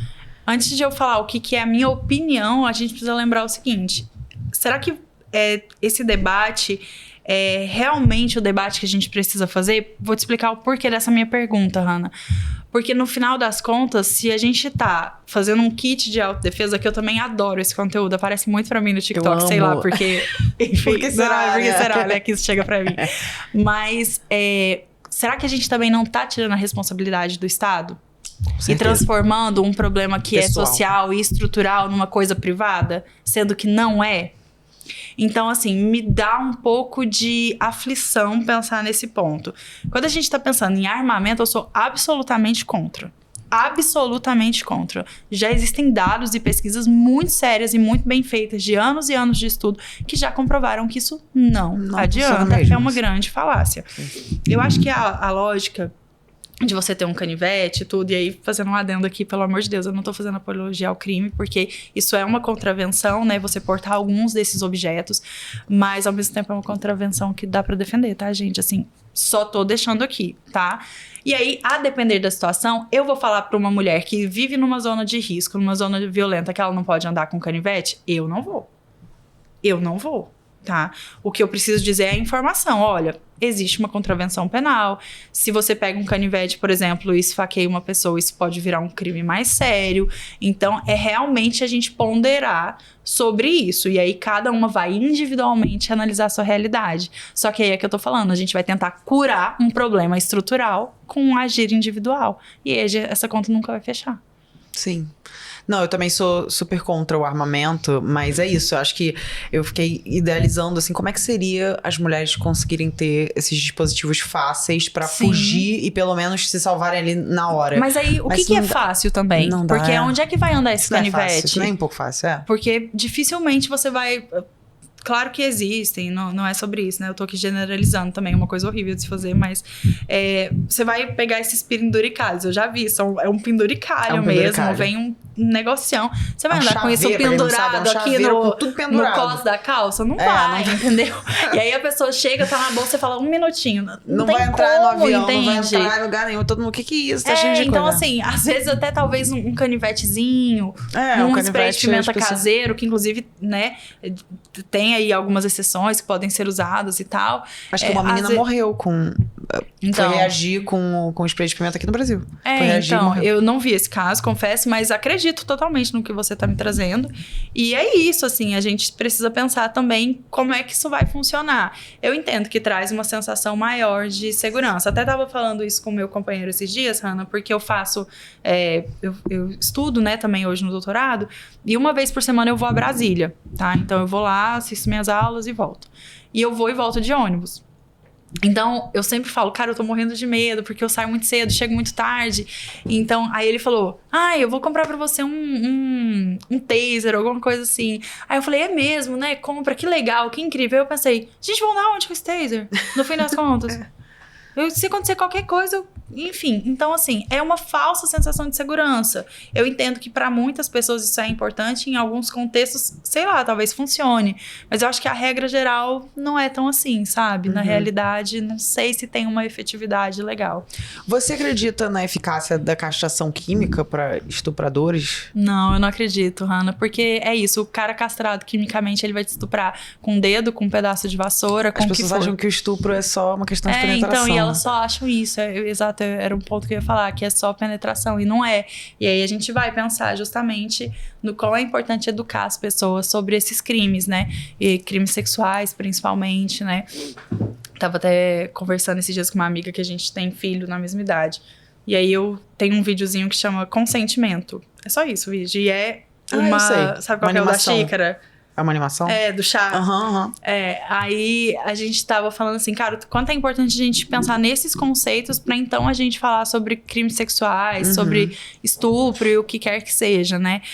Porque é isso, são muitas maneiras desse estupro acontecer. E a conjunção carnal, a penetração, não é necessária, é totalmente dispensável. Então é isso, você precisa compreender o que é pra antes pensar nas formas de punição ou nas formas de resolver isso. Sendo que, só um adendo, eu acho que não resolve na sociedade que a gente tem, tá? Porque a nossa sociedade, como eu falei, se ela precisa da exploração pra se manter... Ela vai fazer. Ele vai fazer. E outro tema muito importante que eu queria falar com você é um tema que nem todas as mulheres estão prontas pra falar. E eu acho que é muito pelo motivo que você falou anteriormente, que a gente não tá preparada pra pensar em se preparar para qualquer cenário negativo em relação ao nosso relacionamento. E muitas não querem entender a realidade sistêmica como uma realidade que pode nos alcançar, pode tocar a qualquer momento. Não, isso não pode, é perfeito, é maravilhoso. Só que nós que vivemos do tema, vivemos da pauta, e nós que temos companheiros homens também, sabemos que ainda assim nós temos que estar... É isso, amo muito mais que tudo, mas é isso, estarei sempre atenta com qualquer homem que eu me relaciono, não importa qual seja.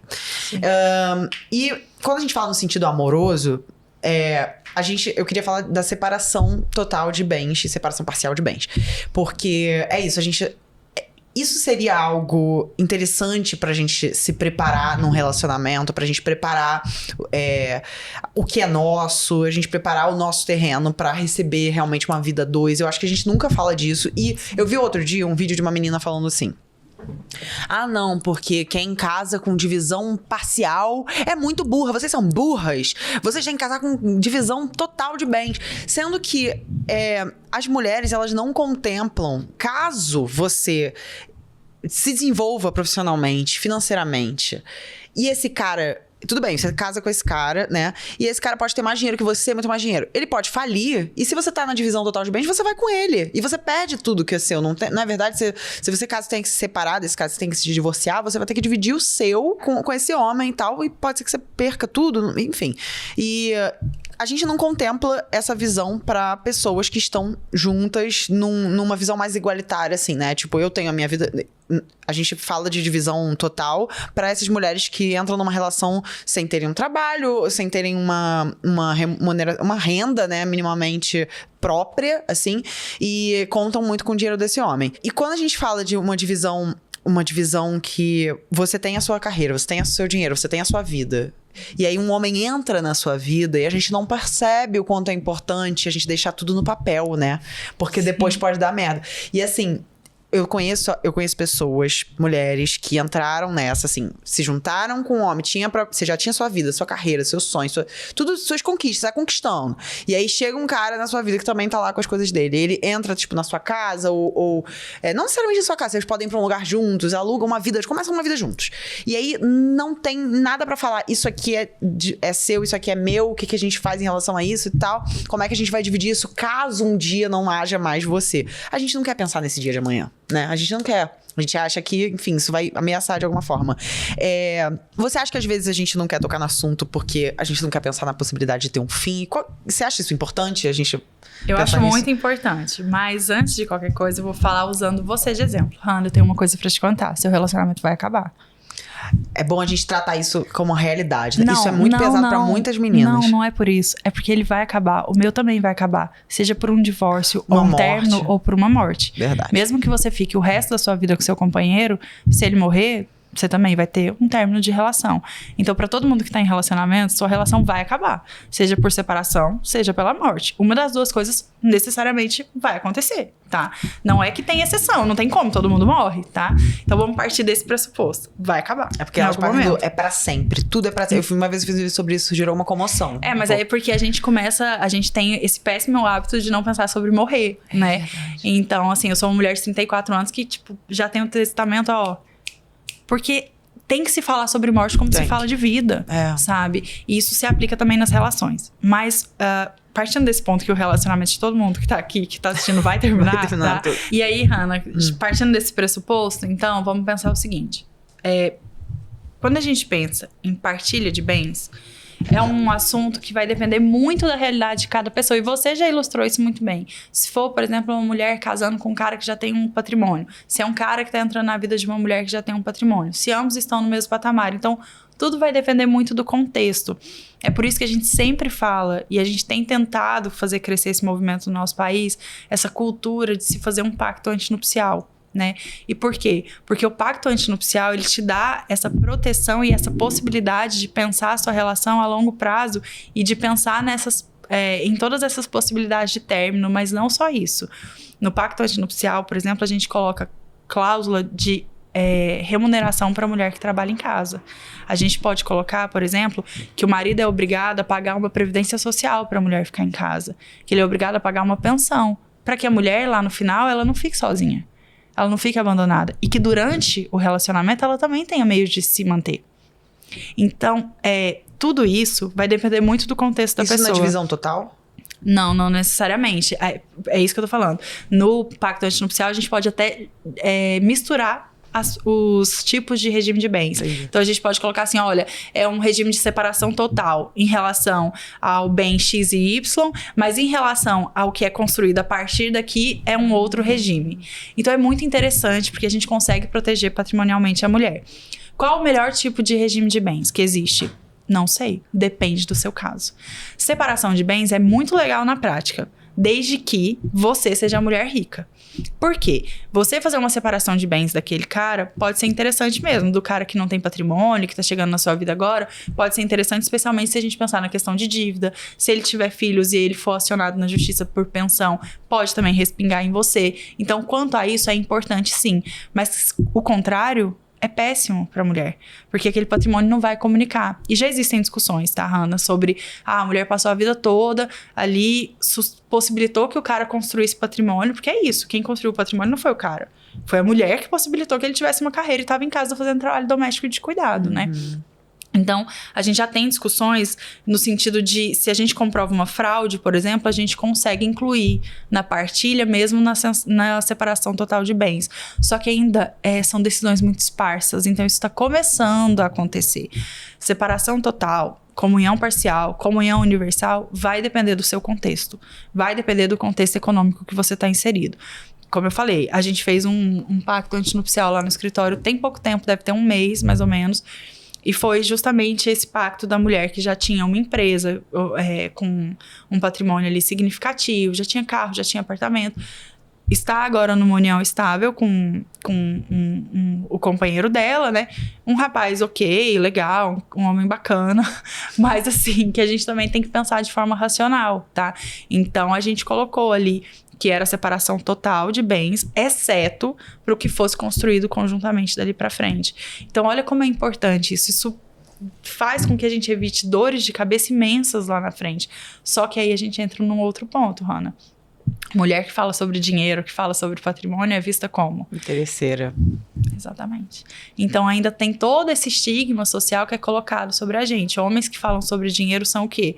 Prósperos, são homens que estão ali lutando, são homens trabalhadores, né? São homens ambiciosos. A nós é relegado o papel da mulher interesseira. Então, a gente é educada para não cobrar o nosso trabalho. A gente é marcada pela gratuidade em vários aspectos. É por isso que não se cobra cuidar de uma criança, parir, gestar e fazer todo o resto, tá?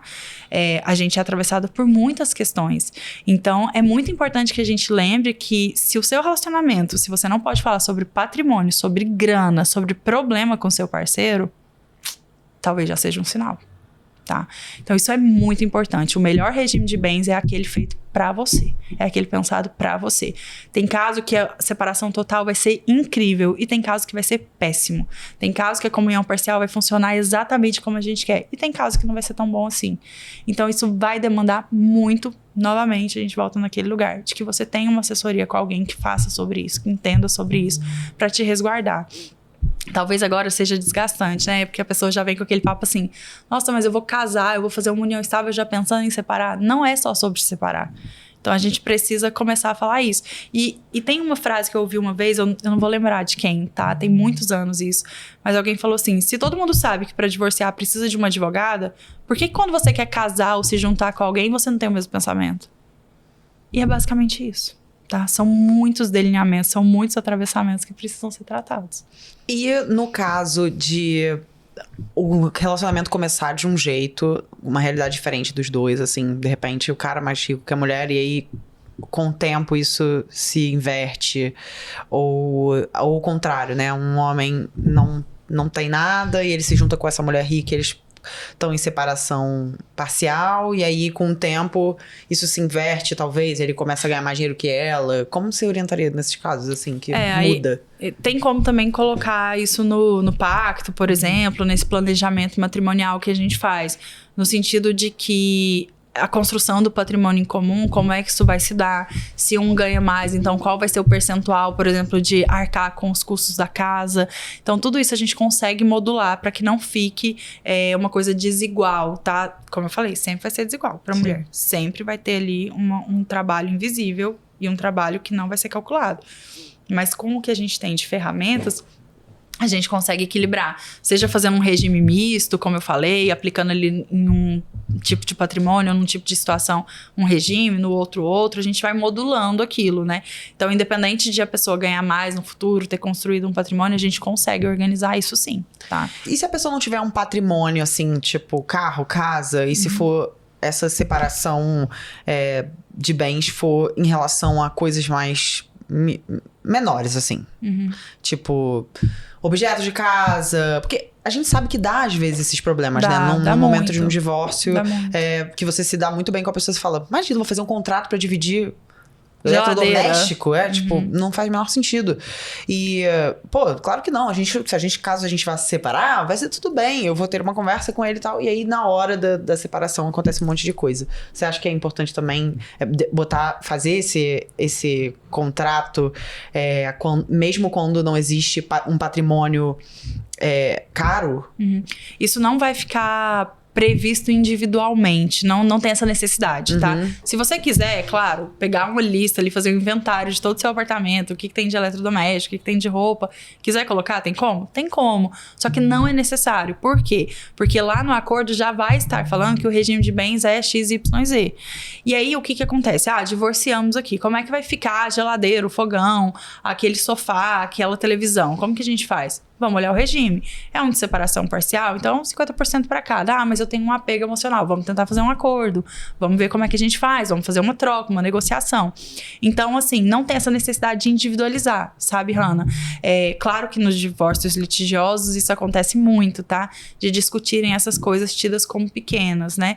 Mas funciona na mesma lógica de um grande objeto. Então, vai ser partilhado. Não tem como dividir a TV ao meio, mas tem como um ficar com uma TV e o outro ficar com a geladeira. Um ficar com a máquina. E, assim, parece muito bobo, mas realmente é uma coisa que faz diferença, especialmente para mulheres. Porque uma coisa é você sair de uma relação que você não precisa, e aqui tem um recorte de classe, né? A mulher que não precisa, ela pode sair e comprar todos aqueles objetos de novo e dane-se. Essa não é a realidade da maioria. Então, para ela faz diferença levar um pouco dessas coisas, levar a parte que lhe é de direito, né? Levar não, ter para si, tomar para si aquilo que é dela também. E isso a gente regulariza, a gente formaliza isso antes, né? No início ali da vida junto, então. Isso. Pode ser antes do casamento, pode ser para configurar uma união estável, tanto faz. Mas é importante que se tenha algo regularizado, tá? E união estável, só fazer um adendo, não precisa nem morar junto, tá? Então, às vezes a pessoa acha que precisa de coabitação, por exemplo, e não precisa. Você precisa ter um relacionamento público, duradouro e com intenção de formar família. Então, e família, lembre-se que não é pai, mãe e filho. Sim, tem sim. várias constituições de família, né? Então, a partir disso, a gente consegue modular isso. E de que maneira se dá? Muitas vezes, pela maioria das vezes, como é uma vontade mútua, é por meio de um acordo, né? Quando não é, aí, por exemplo, terminou um relacionamento que claramente era uma união estável. Aí a gente entra com uma ação de reconhecimento de união estável lá no litigioso. Aí dá pra fazer, tranquilamente, reconhece, e aí manda partilhar. Mesmo a pessoa falando, não vou partilhar, vai partilhar, entendeu? Entendi. Então, o cenário ideal seria as mulheres que estão... Que acham que se identificam com esses requisitos aí da união estável, elas já se preocuparem... Ou aquelas que vão se casar. Sim, ou que vão se casar. Isso. Mas principalmente as que estão morando junto, né? Ah, eu acho. Tem que ter, melhor, né? eu acho melhor, porque é aquilo, você vai escolher qual é o momento da dor de cabeça. Vai ser ali na relação ou vai ser na hora do término? E, honestamente, pelo que eu vejo, é muito mais fácil você bater cabeça quando a relação tá legal, tá boa, tá tudo certo, tem intenção de continuar junto, do que quando o negócio já foi pro... É mesmo? Né? Nossa. Então é isso, é difícil, mas é sobre... Parece papo de coaching, não é isso, pelo amor de Deus. É. Mas é tipo, escolher o difícil, vai muito nesse sentido, tá? Totalmente. Então, meninas, se preocupem com isso. Vamos se preocupar com isso. Por favor. E aí, busca um cartório e faz a união estável, e aí depois... Mas antes disso, minha orientação é sempre, fale com um advogado Fale ou com uma um advogada. Fale, porque vai entender exatamente suas demandas. E hoje, Ana, patrimônio não é só esse patrimônio que a gente falou como grande, como pequeno. A gente tem investimento, a gente tem Bitcoin, a gente tem dinheiro que não tá ali, ó, palpável. Então, tudo isso é importante também da gente organizar. Maravilha. Vamos falar de pra finalizar, né? Porque, enfim, já estamos chegando ao fim do nosso momento. Nossa, aprendi tanta coisa aqui que meu cérebro bom. tá, tipo, downloading. É terrível, é muito difícil. É muito. Mas eu queria falar de um tema que é complicado também, que é a pensão, né? A gente sabe que, hoje em dia, acho que é algo que... Dentro dessa esfera aí da maternidade, eu não sou mãe, mas eu me afeto muito com esse tema, muito mesmo, né? Não é à toa que eu não sou mãe, nunca engravidei na minha vida, e mesmo assim, eu faço muito conteúdo sobre isso, porque é algo que mexe muito comigo. E a pensão... ela é bizarro você assistir o quanto que o nível de injustiça da pensão, ele não se restringe ele não se restringe só a homens ricos, né? E também eu vejo realidades, assim, de mulheres periféricas que eu conheço que enfrentam essa batalha da pensão, que se viram em 3, 4 empregos por semana pra, sabe, quase 4 coisas paralelas, faxina e não sei o que lá, pra poder dar o mínimo pros 2 filhos. E o pai, assim, além de não ter um trabalho formalizado, acho que justamente por causa disso, sei lá, e não consegue dar o mínimo necessário pra essa mãe, né? Atrasa a pensão e tal. E a gente ainda tem que escutar pessoas falando que pensão é a única coisa que dá cadeia no Brasil. O que você acha dessa frase, dessa afirmação? Que, assim, eu nunca vi um homem ter a vida destruída por causa disso. Eu não vi, eu não tô falando de um lugar de estatística, não. Eu tô falando de um lugar pessoal. Eu realmente nunca vi isso na minha vida. Eu nunca vi um homem ter essa vida destruída. Tem pessoas da minha família que eu já vi passando por isso. Então, o que você acha dessa afirmação que pensão é a única coisa que dá cadeia no Brasil? Porque eu não vejo homem pra cadeia por causa disso. Quer dizer, eu na minha realidade. Vamos lá, por partes. Primeiro, assim, pensão, deixar de pagar pensão, dá cadeia? Dá cadeia. Desculpa, deixar de pagar pensão, não deixar é de pensão. pagar, não, tá tudo certo, Desculpa. imagina. Deixar de pagar pensão, dá cadeia? Dá uma prisão, que a gente chama de prisão civil, tá? Então a pessoa fica ali presa. Só que ela sai, Hannah, pagou a dívida, ela sai. Fez um acordo, ela sai. E aí fala assim, no Brasil a pessoa só é presa por prisão. Só é presa por não pagar pensão. Bom, a gente tem a 3ª maior população carcerária do mundo. Então, assim, novamente a gente está sendo desinformado ou desonesto, né? O Brasil é um dos países que mais se prende no mundo, né? Se prende mal. A gente vai ter um debate sobre o sistema carcerário aqui seríssimo, se a gente for entrar nesse tema. Mas é leviana uma afirmação dessa. Porque homens e mulheres são muito presos no país. A pensão é um tipo de prisão que nem é uma prisão penal. A pessoa não está nem respondendo um processo criminal. Pagou, ela vai embora, tá? Inclusive, ela não vai ficar para sempre. Se ela não pagar, tem um prazo que ele já sai, se ele não pagar, tá? E é assim, Hannah, saiu a prisão, a pessoa é presa, o dinheiro aparece assim, ó. É inacreditável. É só... Se não tivesse isso, como é que ia ser, né, também? Exatamente. Então, assim, e deixar de pagar pensão é uma coisa que eu também acho importante falar. É abandono material, tá? E abandono material dá para registrar em delegacia. É uma conduta criminosa, tá? E além disso, hoje a gente levanta teses que deixar de pagar pensão para criança é violência psicológica contra a criança e contra a mãe. É violência patrimonial também, tá? Então esse é um ponto muito importante. Pensão alimentícia é um gargalo muito profundo, porque é um tema que gira em torno de variáveis. Por exemplo, se você virar para mim e falar assim, Ana, você acha 15 mil reais uma pensão alta? Não sei. Não sei Quem como tá é que é a pagando? realidade. Porque um dos pilares da pensão é que a criança tenha o mesmo nível dos pais. Isso é tão difícil ainda. Por que a gente vê jogador de futebol, pessoas milionárias... Aí o pessoal fala assim, o jogador de futebol paga 30 mil. Eu falo, pouquíssimo, gente. Pouquíssimo, né? Porque agora, ganha se falar pra uma por... pessoa que tem um emprego ali, carteira CLT, que paga 30 mil, eu vou falar, pô, talvez esse aqui seja justo, né? Mas entre pensões justas e injustas, Hannah, a gente tem 99% pensões injustas. Inclusive com salários grandes, tá? Quando a gente vai fazer ali o cálculo. E por que isso? Porque o trabalho de cuidado não é contabilizado. Então, a gente nunca vai ter uma conta que vai fechar num valor que é verdadeiramente justo. Se as mulheres estão sendo exploradas, se o seu trabalho está sendo explorado, se você largou uma carreira, se você tem que ter 3 empregos e o cara não registra a CLT com medo de pagar pensão, como que a gente vai falar de justiça? E vou dizer mais uma coisa aqui, tá? Se ele não tem o registro na carteira, tem como também ir atrás dos ganhos dessa pessoa. E desempregado, gente, paga pensão, tá, Hannah? Ah, como? Não sei, mas ele vai ter que pagar pensão, mesmo que seja o mínimo. Tá? Porque se a mulher desempregada consegue, né? Ela consegue achar esse valor. A gente volta lá no começo, você lembra? Sim. A nós não é dada a opção de não conseguir. Não é. Você tem que se virar. Você tá com um filho pequeno. Vai fazer o quê, gente?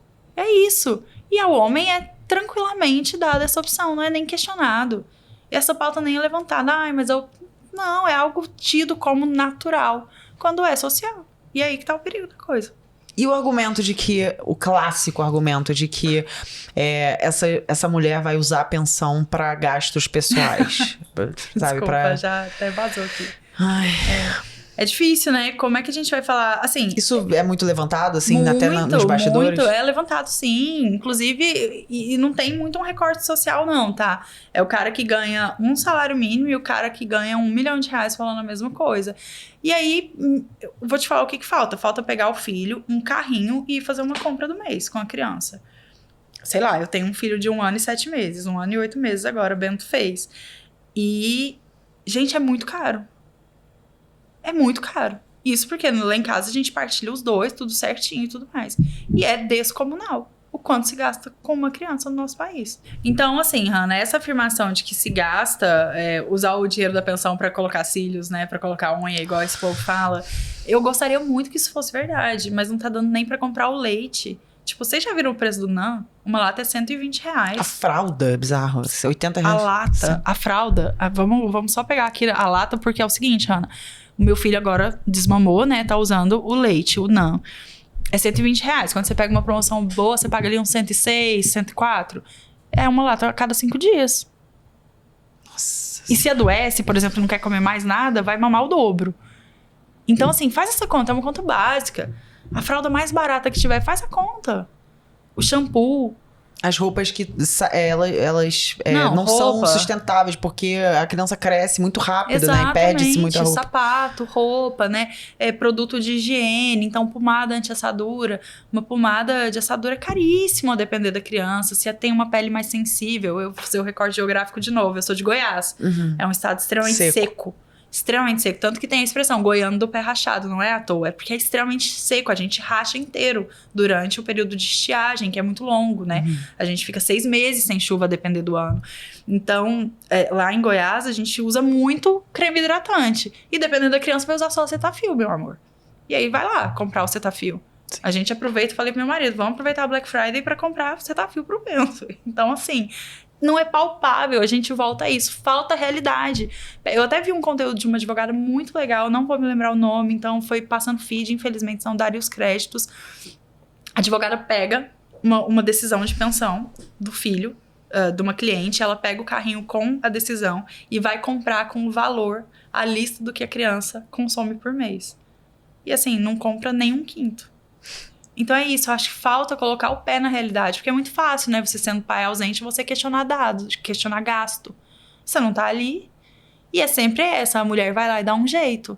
A mulher é essa grande aldeia que a gente precisa para criar um ser humano, né? Então, é a avó que vai ajudar, é a tia que vai ajudar, é a amiga, é a madrinha. Então, tá todo mundo ali se juntando para conseguir criar aquele ser humano com um mínimo de dignidade. Não deveria ser assim. A gente não deveria pensar em sobrevivência, e sim em viver, né, com dignidade. E você acha que também tem aquela questão do pai, depois que acontece esse rompimento com a mãe da criança, a relação que ele tem com a mãe da criança vai... a relação que ele tem com a criança vai ser pautada pela relação que ele tem com a mãe da criança e pela... né?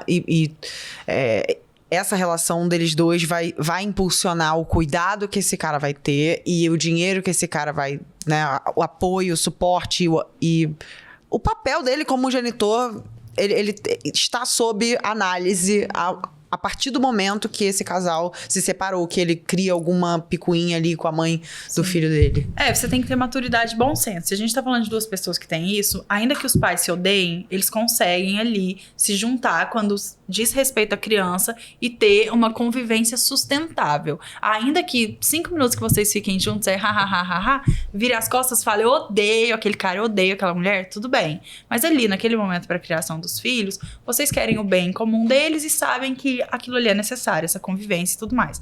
Agora sim, Hannah, vai depender muito a criação, a relação do pai com os filhos, vai depender dessa relação que ele tem com a mãe? Sim. Só que aí a gente tem que fazer também, com bastante cuidado, o recorte de...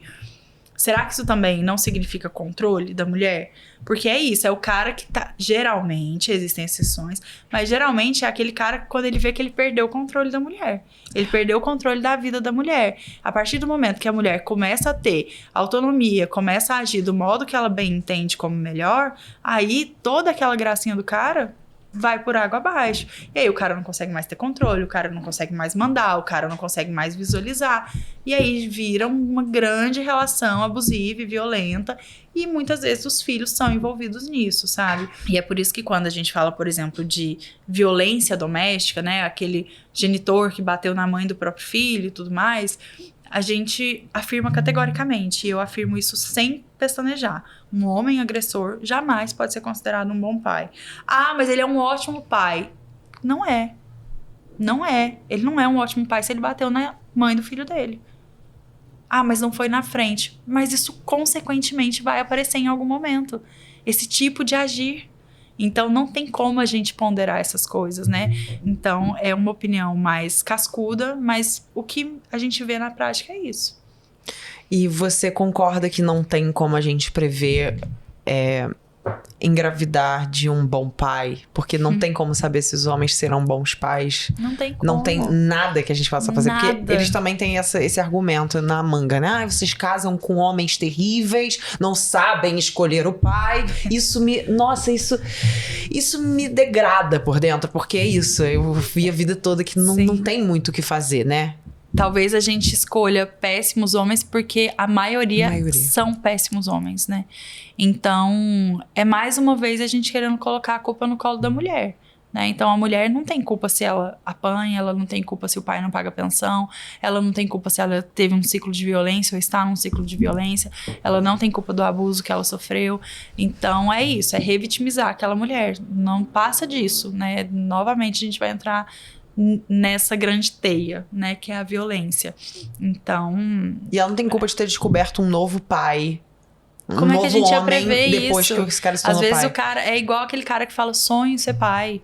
Aí a criança nasce e ele sonha, na verdade, em ter uma babá pro filho dele. Entende? Então, é isso. É aquele mundo que a pessoa vive ali e não tem como prever, gente. Não tem como se preparar, né? Assim, acho que tem alguns sinais, né? Por exemplo, uma pessoa que é violenta com você. Obviamente que a minha reação e a minha orientação é separe-se. Né? Até porque se for pai, ele não vai mudar, né? Ele não vai mudar. Então, assim... Mas eu entendo, por exemplo, que mesmo quando a mulher enxerga isso, muitas vezes ela não consegue romper com essa relação. Então, é tudo tão profundo, é tudo tão difícil quando a gente pensa em violência, Hannah. E a gente perpassa muito por essa linha muito tênue, que nos testa mesmo, de não culpabilizar a mulher. Porque esse é um movimento, muitas vezes, involuntário por conta da nossa socialização. Então, a gente fica, eu sei que você fica, eu fico também, o tempo todo, assim, a gente pensa, não, peraí, vamos analisar isso aqui direito. Não. Então, tem que ter toda uma análise de contexto ali. Não tem como a gente seguir culpando as mulheres como a gente faz. É um peso muito grande que a gente já carrega para além das nossas culpas, né? É péssimo. E para fechar, assim, a nossa maravilhosa entrevista, nosso episódio incrível, eu queria te agradecer muito por você estar aqui, porque você é uma pessoa que traz muita luz a essas questões que eu acho que passam batido para muitas de nós que somos... Que mesmo que sejamos entusiastas do tema, que a gente fale, que a gente use a nossa voz para falar, muitas coisas estão no jurídico, estão na lei, estão em um lugar que é de difícil acesso para pessoas que não são da área, né? Então, parabéns pelo seu trabalho, que você continue iluminando muitas mulheres e salvando a vida de muitas. Inclusive, se você está com um problema parecido com qualquer questão de direito das mães, das mulheres, se você é mãe, se você não é, se você está com qualquer problema relacionado... Qualquer problema mesmo, porque eu tô com outro problema que não tem nada a ver com esse assunto e vou me consultar com a Ana Fleury. Então, obviamente, entre em contato com a Ana. E aí, eu acho que para terminar, de que forma você... recomendaria para alguém que vive uma questão misógina na justiça e misógina, de que forma você recomendaria para essa pessoa, para essa mulher ter coragem para denunciar, ter coragem para tomar o primeiro passo e não viva com esse mal-estar no peito a longo prazo, né? Seja um chefe, seja um parceiro, seja um pai, principalmente. Eu sei que essa parte é até uma camada a mais, né, nesse problema, porque a gente tá falando de família, enfim. E a gente também tá falando de menores que, como agora a PL lá a PL que estava sendo votada da pedofilia, né, para impedir os casos de estupro, impedir a realização do aborto em casos de estupro, mesmo que, e principalmente quando for realizado por alguém da família, né, foi realizado pelo pai e tal, a criança tem que pedir autorização para o pai para abortar, né? Então é muito difícil, mas o que você diria para essas vítimas que não sabem como tomar o primeiro passo e tem alguma situação de misoginia com a justiça? Você falou, você já respondeu. Se a pessoa não sabe, ela precisa de quê? De informação. Então ela precisa de informação, Hannah. As mulheres precisam muito se informar. Elas precisam levar isso muito a sério. Todas nós, quando eu falo elas, mulheres, a gente também. A gente vive num nível de desinformação que é muito amplo. E isso é também contextual, né? Então, busquem não só advogadas, mas busquem também psicólogas da área, assistentes sociais, médicas psiquiatras, conversem entre si, façam mesmo fofoca, tá? Não tenham medo de falar sobre as suas situações, organize provas quando for necessário. É difícil a gente falar para uma mulher que está em violência para ela viver produzindo provas. É horrível isso, mas também é horrível viver sob violência. Então, que a gente consiga se organizar assim, né? Tem uma frase da Angela Davis, que eu gosto muito, que ela fala assim, é preciso agir como se fosse possível transformar radicalmente o mundo e a gente precisa fazer isso todo dia. E é o que eu tento fazer na minha advocacia, é o que eu peço para que essas mulheres façam também. É muito difícil o contexto que a gente está inserido, é muito difícil a nossa realidade, mas a gente precisa seguir. E pra gente seguir só com informações e com apoio, sozinha a gente não consegue. E quais os lugares que você recomendaria para elas buscarem essa informação? Lugares seguros, fontes seguras e, enfim. Ótimo. Tem muita informação de qualidade gratuita hoje em dia, ainda bem, né, na internet e tudo, mas nada substitui uma consulta profissional. Então, assim, como eu sempre falo, ONGs, rodas de conversa, por exemplo, esse tipo de podcast é muito importante, Hannah, muito importante. Esse trabalho é incrível, sabe? Então, buscar ouvir também, ler sobre, vai atrás, dá uma lida na Lei Maria da Penha, isso é tão importante, faz diferença mesmo, né? Por exemplo, vá no Serviço de Defensoria Pública, São Paulo, por exemplo, tem o NUDEM, Goiás também tem o NUDEM, vários estados, na verdade, né? Que é o Núcleo de Defesa de Mulheres, então lá você tem um atendimento especializado. Se você puder, não vá na Defensoria Pública no geral, tente optar pelo NUDEM, que vai ter esse recorte, né? Então eu sempre estou aqui também para celebrar o trabalho de defensoras públicas, a demanda é muito alta, então é um serviço que muitas vezes não tem realmente o mesmo, não é nem cuidado, porque eu sei que cuidado elas têm, mas não consegue ter a mesma dedicação, porque é muita gente, aí a gente entra na questão de falta de investimento, né? Mais servidoras. E busquem realmente por isso, por essas informações em lugares seguros. As ONGs que eu falei, então a gente tem serviços como, por exemplo, prestados pela Tamo Juntas, pelo Mapa do Acolhimento, que são muito importantes, e você consegue ter essas consultorias, inclusive com advogadas especializadas, por meio desses programas, e de forma gratuita, muitos deles, né? Então, perpassa por aí, Hannah, perpassa por aí. Muito obrigada pela sua participação. Imagina, obrigada sou por eu ter que te agradeço vindo. muito, muito mesmo. Gente, sigam ela nas redes sociais, @Ana Carolina Fleury. Isso, com 2 Y no final. Com 2 Y no final. E se divulgue também, se você quiser divulgar o seu escritório, sei lá, o que você quiser. Vou agradecer novamente, Hannah. Muito obrigada. Eu escrevi no cartãozinho, né, e te falei no começo que usar a nossa voz para causas sociais é muito importante. Você consegue furar a bolha, né? E eu espero que isso chegue ainda mais, né? Em mais pessoas, em mais lugares. Acompanho o trabalho não só do escritório, meu escritório se chama PFS Advogadas, inclusive a gente fez questão de registrar advogadas, né, porque é sempre advogados. Então, PFS Advogadas, eu sou Ana Carolina Fleury, mas eu também sou sócia da Liz e da Vanessa, a gente tem uma atuação bem ampla, mas não sigam só a gente, tem muitas advogadas que fazem um trabalho muito legal, tem muitas páginas feministas, páginas de direitos que são confiáveis. É claro que a gente não gosta muito daquela página que faz aquele terror jurídico, né, tem umas coisas que a gente sabe que não são como funcionam na prática, mas existe muita gente legal e é isso, você segue um algoritmo, vai começar a te sugerir várias, então abusem disso, é muito importante. Muito obrigada. Muito obrigada de novo. Imagina, só eu que te agradeço, é um puta privilégio estar aqui. Volte mais vezes, eu ainda vou te chamar muito mais vezes, porque eu não falei. É isso, né, gente? Eu ficaria aqui 5 horas com ela. Olha, faz um quadro fixo de direitos das mulheres que eu vou estar sempre lá. Ai, perfeito. Pode me marcar sempre. E não é por acaso, gente. Beijos e até o próximo episódio. Ai, obrigada.